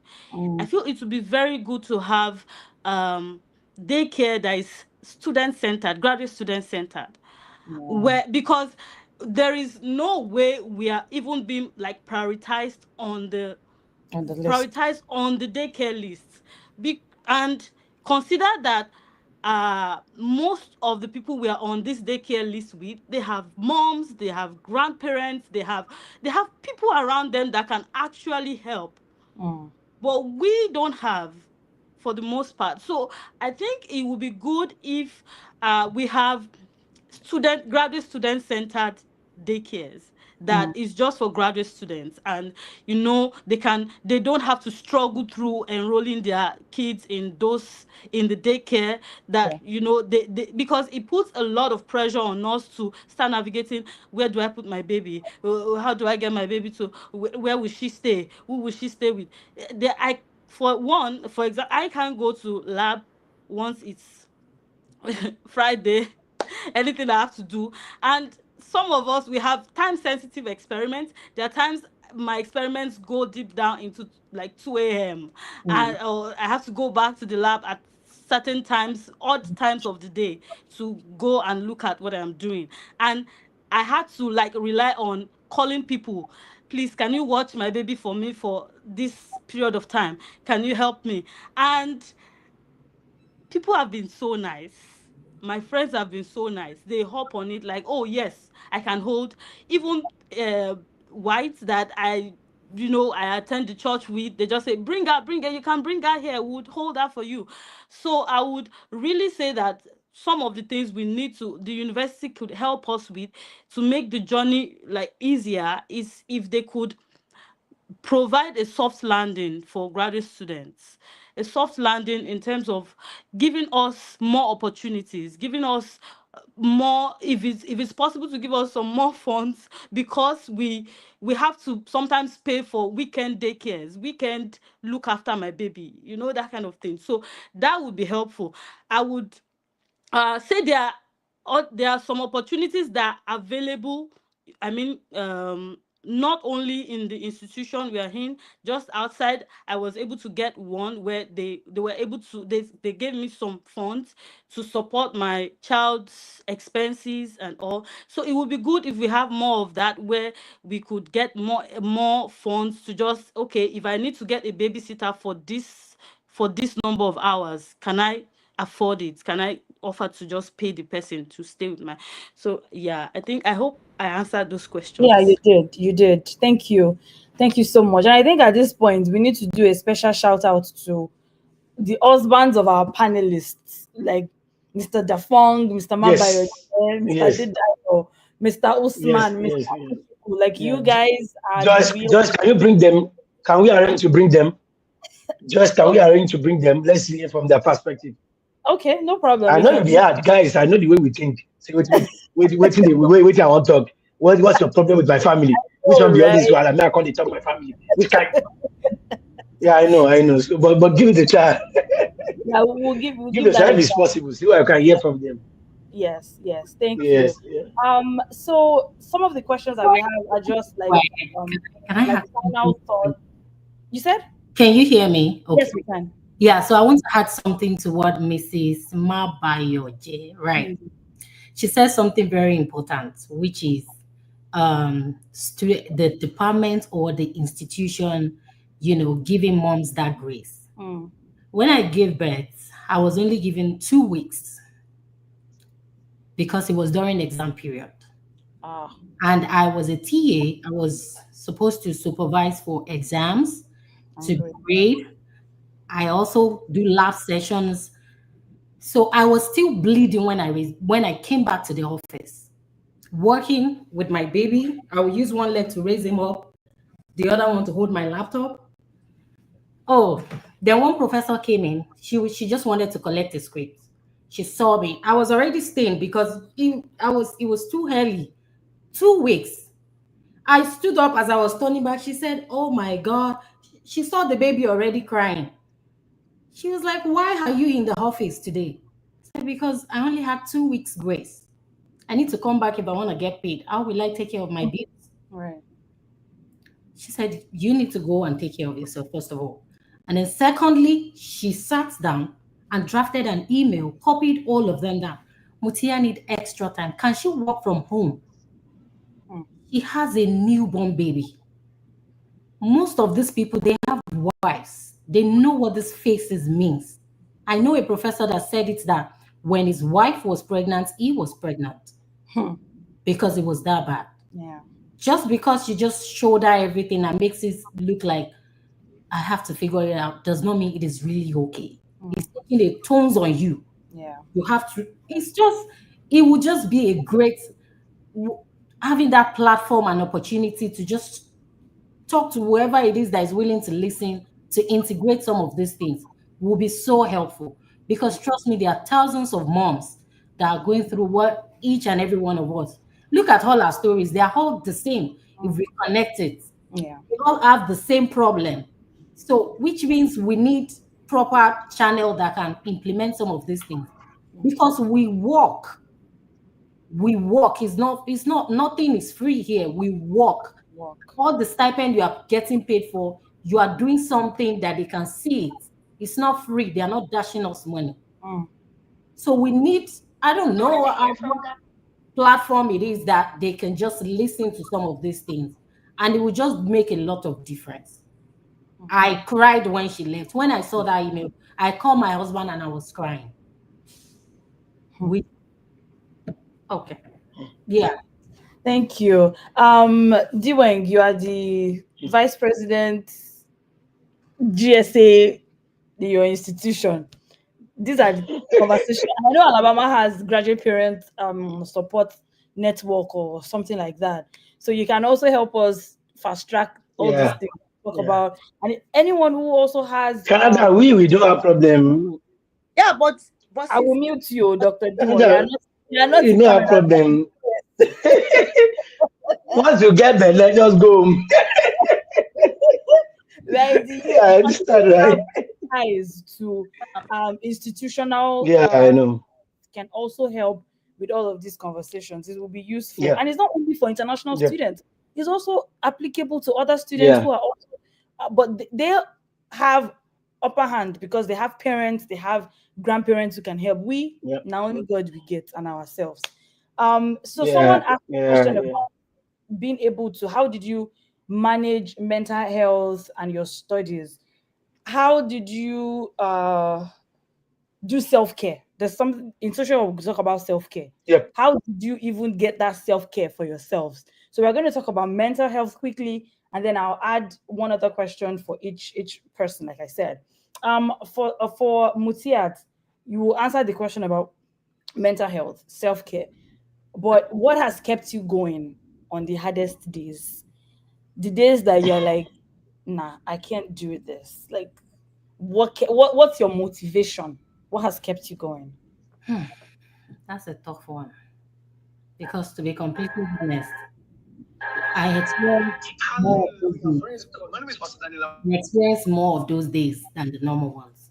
Mm, What do I mean by that is because it's endless responsibilities. It's not like one day you just want to shut down and say nobody should call my name. Everybody figure yourself out. It's not possible.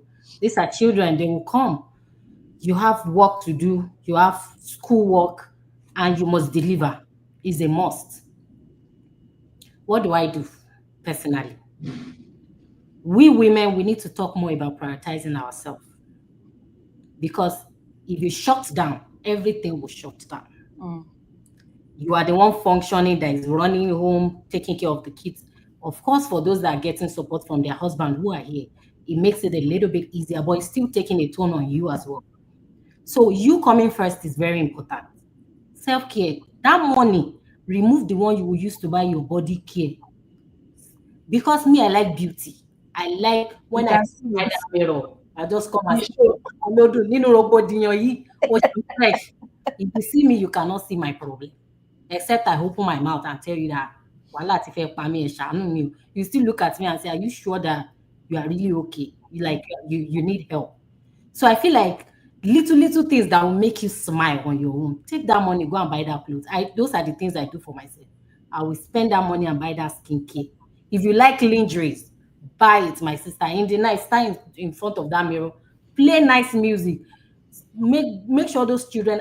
These are things that is touching something in your life that you don't know. Because Yeah. sometimes we forget ourselves and we don't even care about our looks again. That whoa, in short, butter. No, this is very important to us as well because before you know it, the stress is taking a toll on you. The little that time that you are squeezing, you can squeeze even if it's 30 minutes. Go and sit down, start doing small. You don't have to do too much, but just something to make you look at yourself and smile. Mm, I feel like it's very important. I am a Muslim, but I love playing music when I'm in the car. When you say mental health, this is how I don't go for therapy. I've never gone for one. But these are the little ways that I bridge that gap for myself because it's something that it makes me happy. Ṣé na Olamide Bado àbí na Davido dey play make we know your genre of music? Join. Tán bá ṣe gbé network yẹn wá ni. If I want to listen to life, if I'm in that mood, I'm not vibing. If I want to go higher, will increase, I will take me to that level. So I think it's very, very important. And we all have that thing in us. It's because we shut down that part. mm, Because that responsibility is too much. Pé wo, ta ló ráyè kí n tọ́jú kí n máa kunjú kunnu fún kíni? It is also important. Remove that 30 minutes. Buy that wig that you love so much. It's normal human being that they are buying it. You are working so hard. for it. We need to learn how to extract that time for ourselves. Because if we shut down today, nothing is going to work. Buy that clothes. That thing that you like so much that you keep going on Instagram, go and buy it. Because nobody will die. That is my own mental. What else do I do? I There's agree with you. In fact, yeah, yes, look at yourself and feel like we have people that they have 5 children. well, why am I looking like this? In as those people that they have 5 children, they are going through horror. But they find they squeeze it that and in fact, there are moments you put your phone on airplane mode. Nothing will happen. This 1 hour is for me. Movie time. Children, no, you will, everybody bedtime. Boba bota wate. Go and sleep inside the house. No, wallahi tala is very important. Play something on Netflix, Joko, Kaisele, you to feel yourself and say, I can, because this life is going, it's going, you know, it's going, it is going for real. But little things that we can do, and it will, even you will make videos and sit down and be looking at your past video and say, Is but this me? fine, it is still you, that beauty is still there. It's because you have used that sense of responsibility to kill that part. Yeah. So I will encourage women that we need to reactivate it. That girl that you know how to shake and make fine videos for daddy is still there. Activate it, my mommy. Let those children Yeah. better. Yes. Yeah. Another thing that works is schedule. I also like to add that Okay. Mm-hmm. yes, it is really important. But I just want to add that for men, we don't joke with it. If we as the men, even the husbands, don't joke with it, then the women should not joke with self care Yes. too. No matter how tired the man is, he knows his self care. If it's gym, playing football, PlayStation, everything. No matter how busy a man is, he will always do that. So it's really important that you also that. I also learned something. I heard that whenever you just give birth, the appetite to buy something new for women is always high. I heard that. I'm not a woman, so whatever you need that will If you make don't. you have that kind of things, make sure you do it. Yes, Matthias, you can continue. I just want to say that before I Yeah, forget. so another thing that I do is I put the kids on schedule. At first, it was horrible because we're not used to schedules in Nigeria.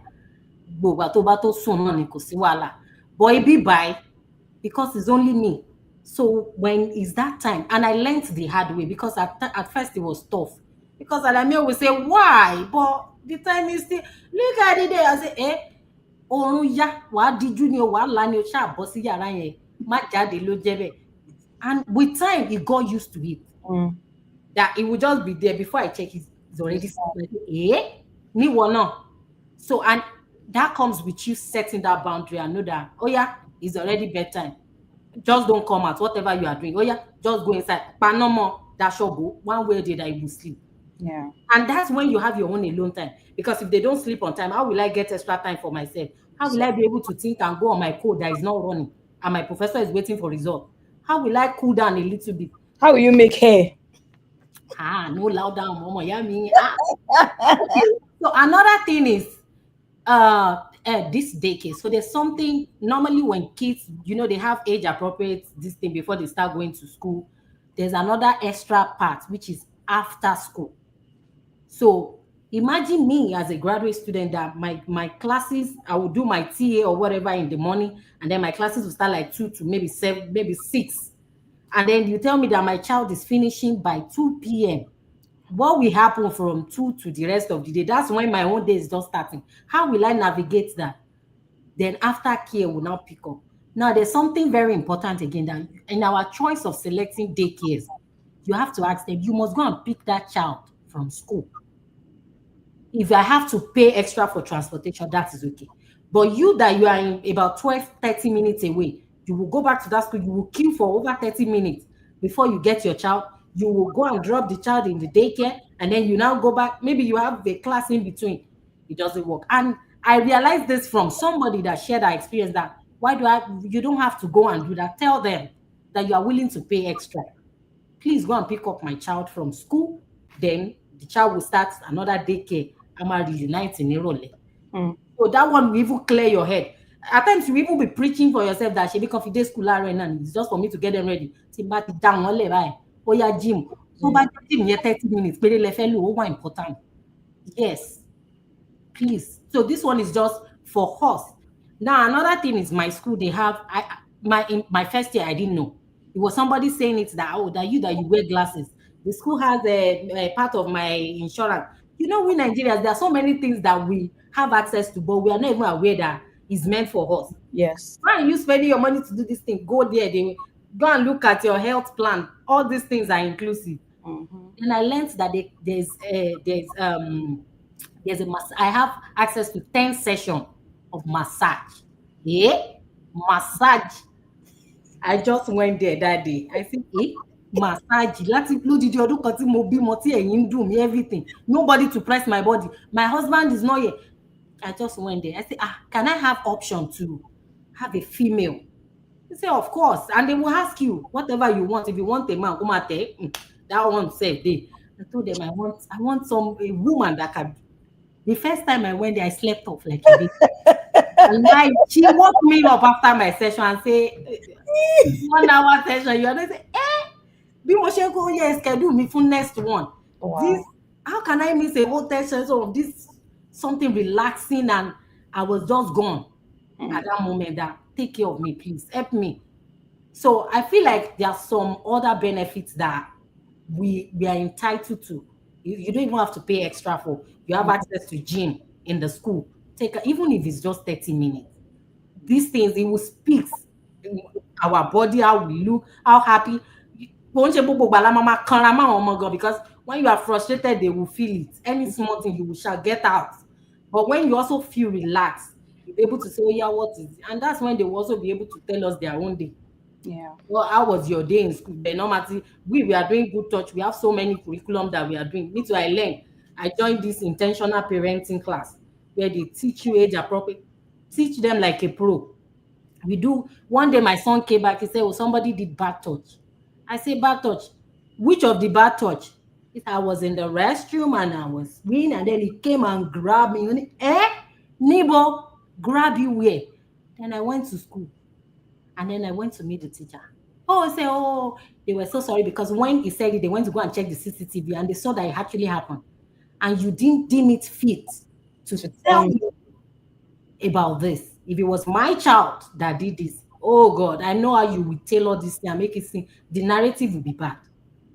What are you doing to make sure this does not happen again? Oh, we're ready. The parent of the child is so when we are relaxed, we'll be able to listen to the kids. Will they will be able to tell us their day, and then we'll be able to know where before something goes wrong, and we'll now start saying, báwo ni nǹkan ṣe dàrú ládùúrú wàhálà tí mò ń ṣe. Mm. Coming from a place of pé àwa náà wà settled.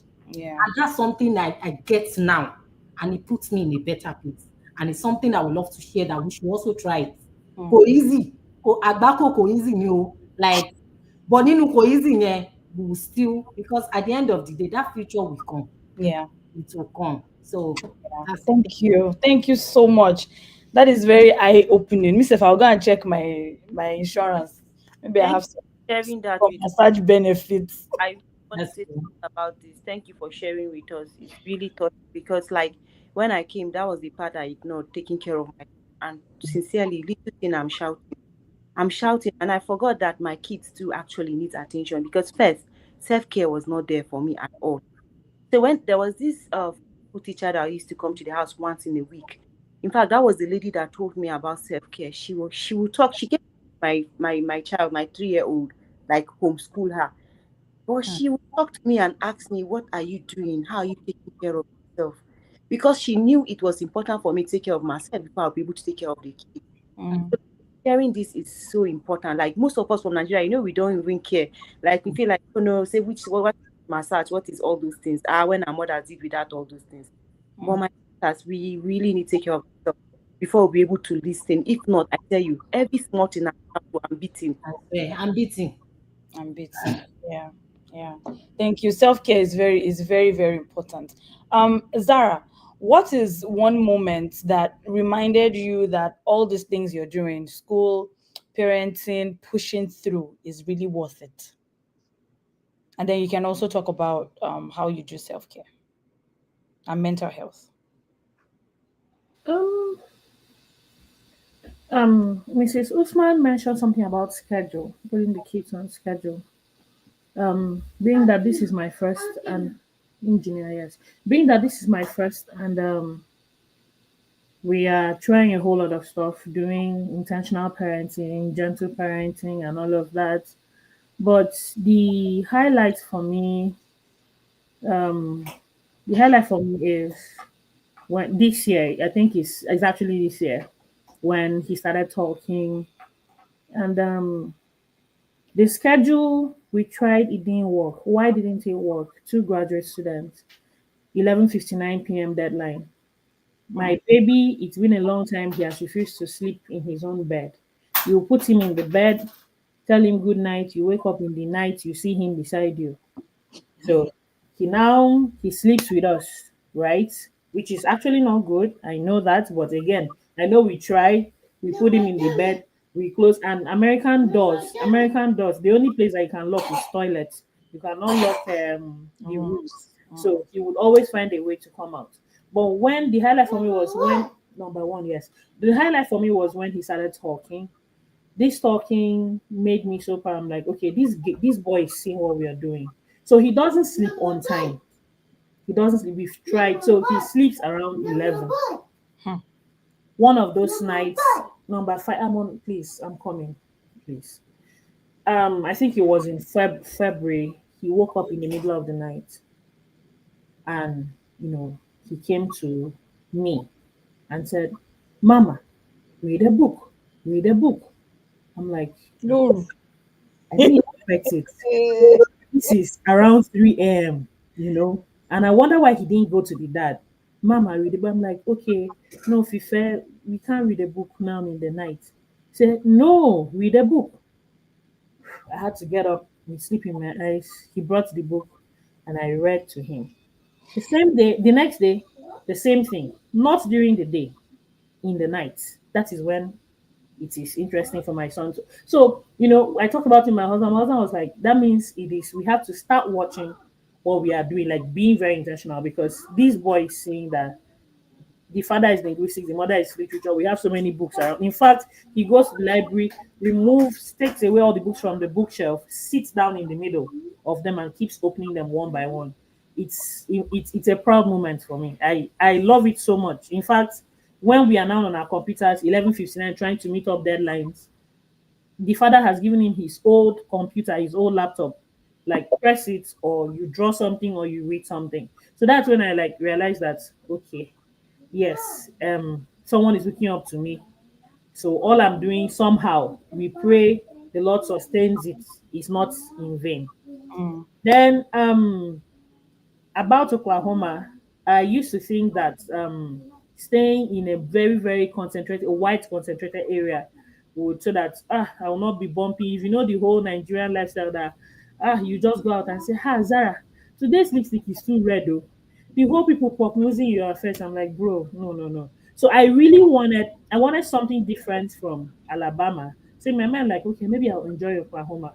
But I didn't realize that this whole area is on your own or yours your case. Nobody cares, especially as they are really, really white. I don't know if you heard that there was a time that they did protests, the student did protest there that they should send all of us home, people of color, they should send all of us home. So this place is not that friendly. So because I'm someone who likes, I mean Joyce can attest to that. I cannot stay on I'm not used to staying on my own. I'm trying now to stay on my own. So my own coping mechanism, or should I say my own me time, is I cook to distress. So when I cook, I call whoever is available and I'm gisting with them on the phone. But if I do not have anyone that is available, what do? I go to YouTube Yoruba so that it gives me this nostalgic, like, okay, somehow I'm still reconnecting back to Nigeria. That's my own me time. And being that I got married to a Yoruba person, so that Yoruba people will not abuse me, I have to learn that language very well. So that, like, most of the things that Mrs. Usman was saying, I could relate, I could understand, even though I cannot speak it very, like, coherently, right? So that's part of my me time. I cook to distress and I watch YouTube movies. Indeed, she has a point. My sister told me recently, Zara, no be true, true indeed, and it's just one child I have. You need to see me on some days. Meanwhile, in Nigeria, I will not do like that because of this thing. I had my sister told me, please just try and draw small eyebrow. I don't draw eyebrow again. Meanwhile, single days. No, no, no, no, no. You can't catch me on a west. Even to go and buy biscuit across the street, you can't catch me on a. But now, just one child, somebody will remind me. And I hate it when you cannot oil your legs. But now I'm the one going around with dry, scaly legs. I don't rub oil again. Nobody say I know. Like I'm now placing those things down below, which is not supposed to be so. Mm. I want to do better. When I see some Instagram women, they come out with their baby strollers and they're going for their me time, they're fixing their nails. I'm like, how did they even do it? I even tried to fix my nails when my baby was like, a real baby. I hurt myself in the process. I hurt him. I had to vex and remove the nails. I don't know how to use it, you know. So, but for the sole purpose of today's this thing, I'm like, my sister was like, please, I beg, not be only you born. Just try and do small eyebrow. And I had to do it. I'm sitting down here in your midst. So thank you. Oh my goodness, you guys rock, honestly. I'm grateful to God for the strength that He has given you all. It's not easy, but at least you're not only living. I mean, you're not only surviving. I don't know how to say it, but you're truly living, and Mhm. it's showing in your expressions, in your look. Thank God, say I don't even do makeup, so I don't look like someone that has but it shows that as much as possible you're also taking care of yourself, which is very, very, very important. It's 2 o'clock. We've spent 2 hours, and I know some of you are going to pick up your kids in school and stuff, but I just want us to have, like, if Yeah, it's 1 minute, yes. to just give your final take.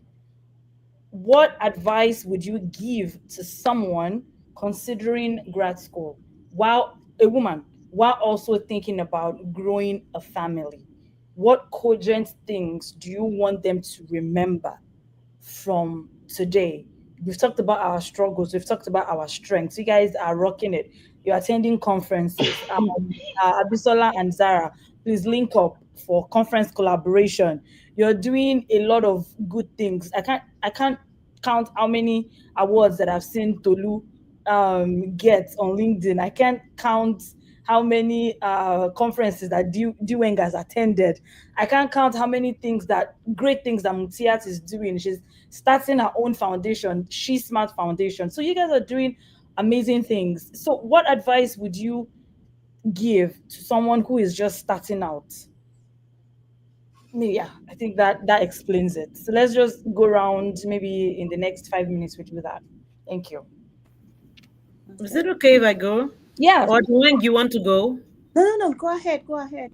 All right, so what I would say, I have a tagline, and my tagline is your dreams are valid. Mm, Despite everything that we've said, your dreams are valid. Because one thing you need to think about is if I hold back and I say I'm not going to do the things that matter to me, it may not even be a PhD, it may not be a master's, and it may be a master's or a PhD, like many of us here, right? If it matters to you, it is valid mm, and you should do it. And you may never get a better time to do it. And caveat to that, I will do it. My dreams are valid. mm. What can I take? What do I have capacity to take? Okay. Because we don't want you to break down in between and lose every investment that you have made. Kile mi egbe, kile agbára ẹ ká. I'm going to be like Mutiat at this point. Think about that and think about what kind of support am I going to need to be able to achieve my dream that is valid. Mm, Think of all of that and then make your decision. But I will tell you that I have no regrets. There are days where I'm like, who sent me? But eventually, I have no regrets. I feel happy for myself. I am excited at the pace that I am going. I am so proud of myself. Some people might say that is being prideful, but it not, is not not. so. There is so much work that comes into being a mother and being a PhD student, and I celebrate myself. And in advance, I'm celebrating every woman who is putting in the work here. There are so many people in the comment section who Mm, are in our same shoes, and there are also so many women watching us today who this is their dream. My only thing to say to you is that, hey, baby, your dreams are valid. Thank you. thank you so much. Thank you. Your dreams are valid, and you can do it. It's not an ordinary tagline. If Mhm. you believe it, you can do it. Yeah. Thank you. Okay, so I go. I kind of, for me, I would like to talk with people that have not yet, if you're not yet married, a very important thing is to select your partner so well. I hear him. Very, very important because my sister, if you marry wrong, oh, you know, feel work out anywhere. Hmm. To first, if you marry wrong and the man has a bachelor's degree, he will not let you have a master's or a PhD. So you have to marry someone that is not envious of you, someone that is willing to support you. Because if you listen to us, that's the best thing that's happened to us. We have men that are willing to support us, men that are willing to let us go extra miles, to let us achieve our dreams, to let us do whatever we want to do. So that's very important. If you're not married, make your right decision to marry well. And aside from that, again, as Isola said, we have no regrets. Like, I have no regret. I'm so happy with myself. I'm happy with my kids. I'm happy with my family. I'm so happy. Like, for me, I had this status that said, like, for me, happiness is where my family, my husband, my kids are. For me, that's home. So I'm happy. I have a home and I'm pursuing a PhD. My husband is supportive. My kids are here.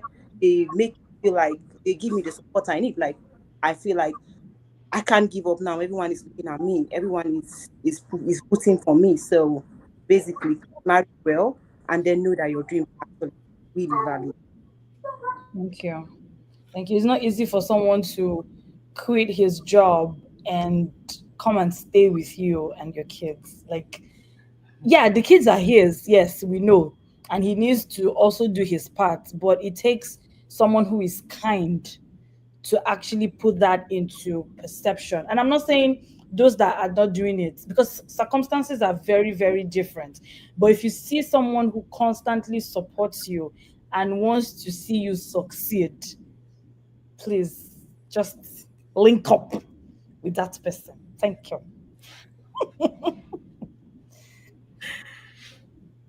Okay. Next. Should I go next? Yeah. I think my own take will be we should we should accept the reality Mm, in the sense that my case when I was leaving, we said in the next 1 month or 2 months my husband will join. mm, But the reality that everyone that is in our shoe right now, you're about to make that decision, yeah. is that it can be years. I was not prepared for that reality. I thought it was just going to join me in the next 2 months. In fact, there are some people that we didn't want to tell them the details, that when they were asking them, why did you not go alone? We say, oh, my husband he'll be here soon. We already planned it. And now look at us. Yeah, so it's a reality that people need to admit before you make that decision. For sure. Yeah. That it can take years. It's just the few lucky ones that God, not even when the whole system is getting, the administration is just tightening everything now. So people need to sit on that reality and admit it. Mm, That's one. Now, as a lady, a girl child, a woman, the Almighty that has given you the capacity to stretch and bet a human being is telling you that there's nothing you set your mind to that you cannot do. I am currently doing a research on neurons in the brain, and there's a part in how we have a set of neurons. I'm sure people in that aspect, because I'm a data analyst, is now that I have to understand their data. So we women, we have a set that there are neurons that are responsible for multitasking, and it's different from men. So it tells us that we can do so much. So whether you are a baby girl lifestyle right now, that you're just, I just wanna, I don't like cooking at home. I eat out all the time. yeah, for her. When that nobody needs to lecture you, baby.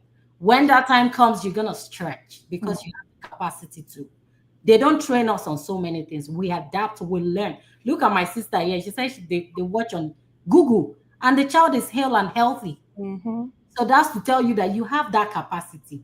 For as long as we need to stretch, we can. So, and if every one of us here, one way or the other, we find our way here, you that you are watching us now, you can. You have the capacity. Allah has made it that way. You just need to make that step. And for our men, it takes a lot to support a woman. Mm, While you hold your own dream and you let her go and do hers.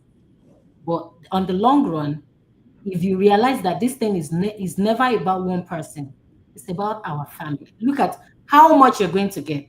Look at the future you are setting for the children. It's a lot of sacrifice from both ends. Imagine a man that is committed to his family. You don't get to watch your kids grow. You didn't even experience the pregnancy phase with her. The child is a year, is going to 1 year. See, you have never held that boy. It is a lot mentally. But we see you, we recognize you, and you see that future, you will enjoy it because it will come. So that's mine. Thank you. Thank Mm. you. Thank you so much. Thank Looking you so looking much. at the big picture. Thank Yeah, you. look, the reason why you are doing this in the first place, think about it and you'll get the ability to stretch. Yeah, we have two more final words. Yeah. So, yeah. Look, I can go. So the first thing I would say is take it a day at a time. It's very important to you can look at your schedule. I'm like, what? I have a lot to do. But take it a day at a time. It's very important.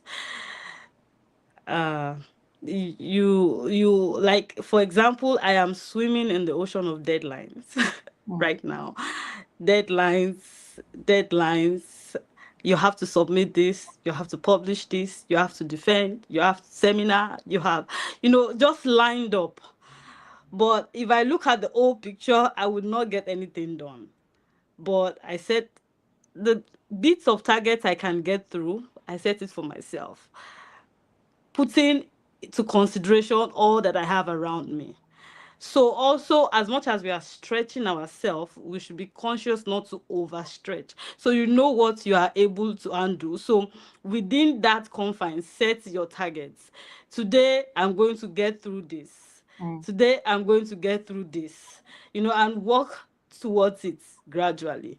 The next thing I would like to say is, for those that are not married yet, I would say it's really the best to have your husband with you. It's a level of it's a level of support that you need, that in fact it could ease off a lot of stress on your neck.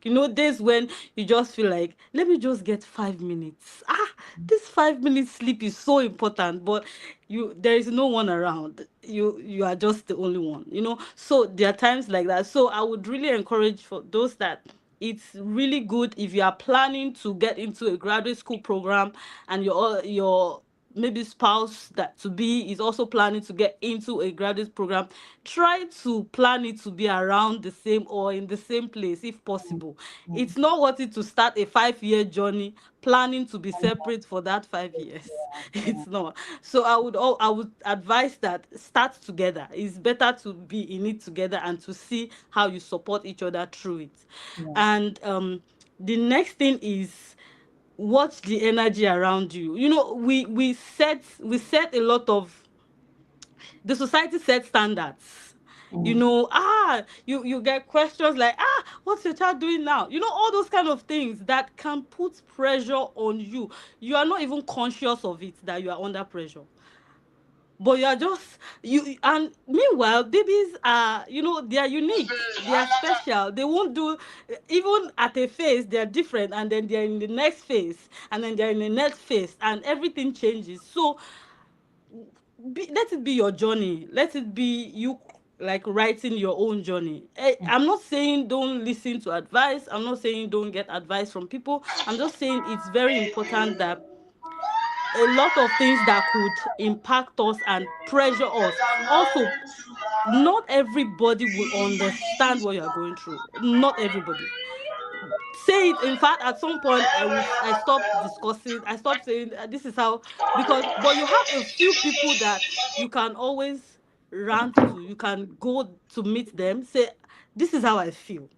Those people are very important, but not, you can't keep explaining yourself to people that they won't understand. So as much as possible, try to do your best, but keeping the fact that standards, yes, people, a lot of standards are here and there. Oh, you should be doing, your baby should have weighed this now. What's he weighing? What are you eating? What's the baby eating? Those things can impact you, even as it can make you feel guilty that you're not doing the right thing, that you're not, so you want to watch that space and watch your energy very well. Last word is, I think even as a mother, I have been more efficient, and I have things that I didn't even get while I was not with a child. It seemed like they just come to me easily. So I feel like there is a grace that comes with it that helps us to still achieve things. So everything you are set to achieve is still very possible. So don't limit yourself. Don't cage yourself. Apply for that thing. Apply. You will get it. Put that foot forward. It will come to you. Just, and if it does not come, it happens sometimes. Even when you don't have a baby, you might still not get it. So try it, apply for it, go for the conference. If you cannot go, I remember I knew I was pregnant. I went to submit an abstract to attend the conference, and I was I put to bed like 2 weeks 2 weeks before the conference or something. I had to message them. They selected me to come and give a talk. I said, no, I can't do this. No way. But I still felt like it's still doable. I would say just put yourself, like, go for it. Don't limit yourself because, oh, you have a child, you cannot. Yeah, so those are my final words. Thank you. Thank you very much. That your advice, it sounds very familiar. It's like you're talking to me. Thank you. Um, Zara. Yeah, I'll start with the last is this second to last point Mrs. Mabayo just said. But what drama? Please, I'm coming. Please just give me a minute. About the I remember I gave birth in 2023, and I know of some other people who gave birth to 2023, but um I when my son did not walk, yes, my son walked at 1 year, that's 13 months, and I saw these people walking, like their own children walking, but it wasn't really a thing. It wasn't really a thing. It didn't bother me that much until when I heard from some people at home, like when they call me, some of like I would call them friends, but I know they meant it in a harmless way. They did not mean any harm anyway. Like, Azar, FIFA is not working till now. Ha, hey, it's because you are in school. You are in school because if you have time, you'll be teaching this boy how to walk. You'll be doing this one. I at I at those points, I know I used to rebel like, bro, why am I even in school? What, my child is the most important thing right now. But I didn't realize. In fact, I call this boy my experiment child. I didn't know that children are different. Milestones are different for them, you know. And when he finally walked, in fact, it was something that I was like, should I take it to God in prayers? But I thank God for my own parents and for my in-laws. They were like, hey, there's nothing wrong. Please, when you have your own grandchild, you go and be prophesying negative. This child will walk. There is nothing wrong with the child. So my point number one is that don't compare your journey to any other person's journey.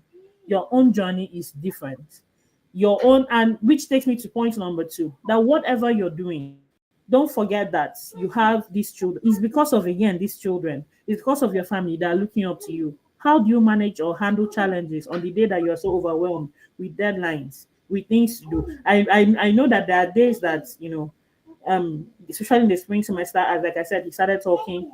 It's been I will come back and Nona will be saying, read a book. I'm like, bro, I just finished reading book inside class and I have deadline. Please, let's do it later. And he would, throw himself down on the ground, would be crying, and that is me being overwhelmed. And my husband is not a dramatic reader. Like Miss Rachel, when you're reading a book, I'm like, okay, let's say, oh, Ali went to school and he saw a big elephant. My husband will just read it. Ali went to school and saw a big elephant. It does not interest the boy. That's why he comes to me. But how do I handle it? How do I handle it? I don't need to be. Yes, I am overwhelmed, but because again, this child did not actually brought into the world, right? So there's a way I should talk to him. So what am I saying? They are looking up to us. That how is because my mom shouts every time. I'm not the only mom that is stressed. Look at you all here. You're all going through one or two. So, but there should be ways for us to handle it. And also, I also wrote down that Mrs. Akinsiku said it, that please, if you can wear the name tag. In fact, I was trying to apply for my passports. I'm trying to renew my Nigerian passport at the embassy in Atlanta. Someone gave me a quick trip, a trick. I'm like, this is Nigerians that you're working with. So no Nigerians work with emotions. So that you will jump the line in Atlanta, carry tie your child on your back, and go and tell them, please, that my child, this is what's happening, and you will jump. I didn't even know that there's always a long queue in Atlanta embassy. I didn't know about that, but I'm just saying now in the general perspective, ask for help without feeling guilty. I'm a mom, yes. I'm not going to be able to do this. If you don't do like that, and like I want to add up for what said it, if you don't talk, nobody will help you. You are just going to be by your own self. So you ask for help, and you also be watchful. You know that there is an end goal again. These children, they are looking up to you. Yeah. Then your journey is different. Not be everybody husband they here. Not be everybody go get their grandma to come here. But so you use that medium to celebrate every win that you have. Like I told you, my own personal win right now is this boy is interested in books. It is a hallelujah for me. I really don't care about any other thing again. Mm. Thank you. Thank you all so much. We really appreciate your coming. We appreciate your suggestions. Someone said that we should create a group me for grad moms to share ideas always and also connect. Abisola Akishiku has a page on Facebook that is called PhD Moms. I think that I saw that right. So you can also go on Facebook and put yourself in that group and allow people share their experiences with you, because in other people's experiences we thrive. So thank you so much. Our host, thank you for giving us your platform to share and gospel. We really appreciate Thank you. you, thank you, Over to you. thank you. I really enjoyed myself. Thank you guys very much for coming. We have about 2,281 persons listening to us live on every platform. I'm really glad that this really resonates with them. Thank you guys for coming. And I hope that people must have learned one or two. In fact, I'm going to put it as a tweet again so that people can watch it again. Because sometimes you don't know one thing. People tell you their issues. See all of you, your face, they've changed. You don't know the shaggy that you people are facing inside. Yeah, thank you guys for coming. Thank you, Joyce. And you guys need to thank Joyce. Joyce has been disturbing, doing what we need to have this session. As a man, say, waiting your this section. Which one be graduate mom and graduate? I say, okay, let's do it. I didn't know the extent to which this is very important until I'm just seeing you guys, talk about it. So, yeah, so thank you very much, everyone, for coming. God bless you. Thank you very much. And we'll see again. So we'll be stopping the stream now. If anybody wants to follow you guys can drop your handle. I know that you guys are busy, but if you have a social media, I know that Bisola Akisuko has own handle. I follow her back on Twitter now, and I see a lot that she's putting on her Twitter page. It's really, really nice. And for anyone who is also, if you have time to do something like that, so please to also encourage, your people. So thank you guys for coming. Thank you guys. So I'm going to stop the stream now, and then we can discuss in out. So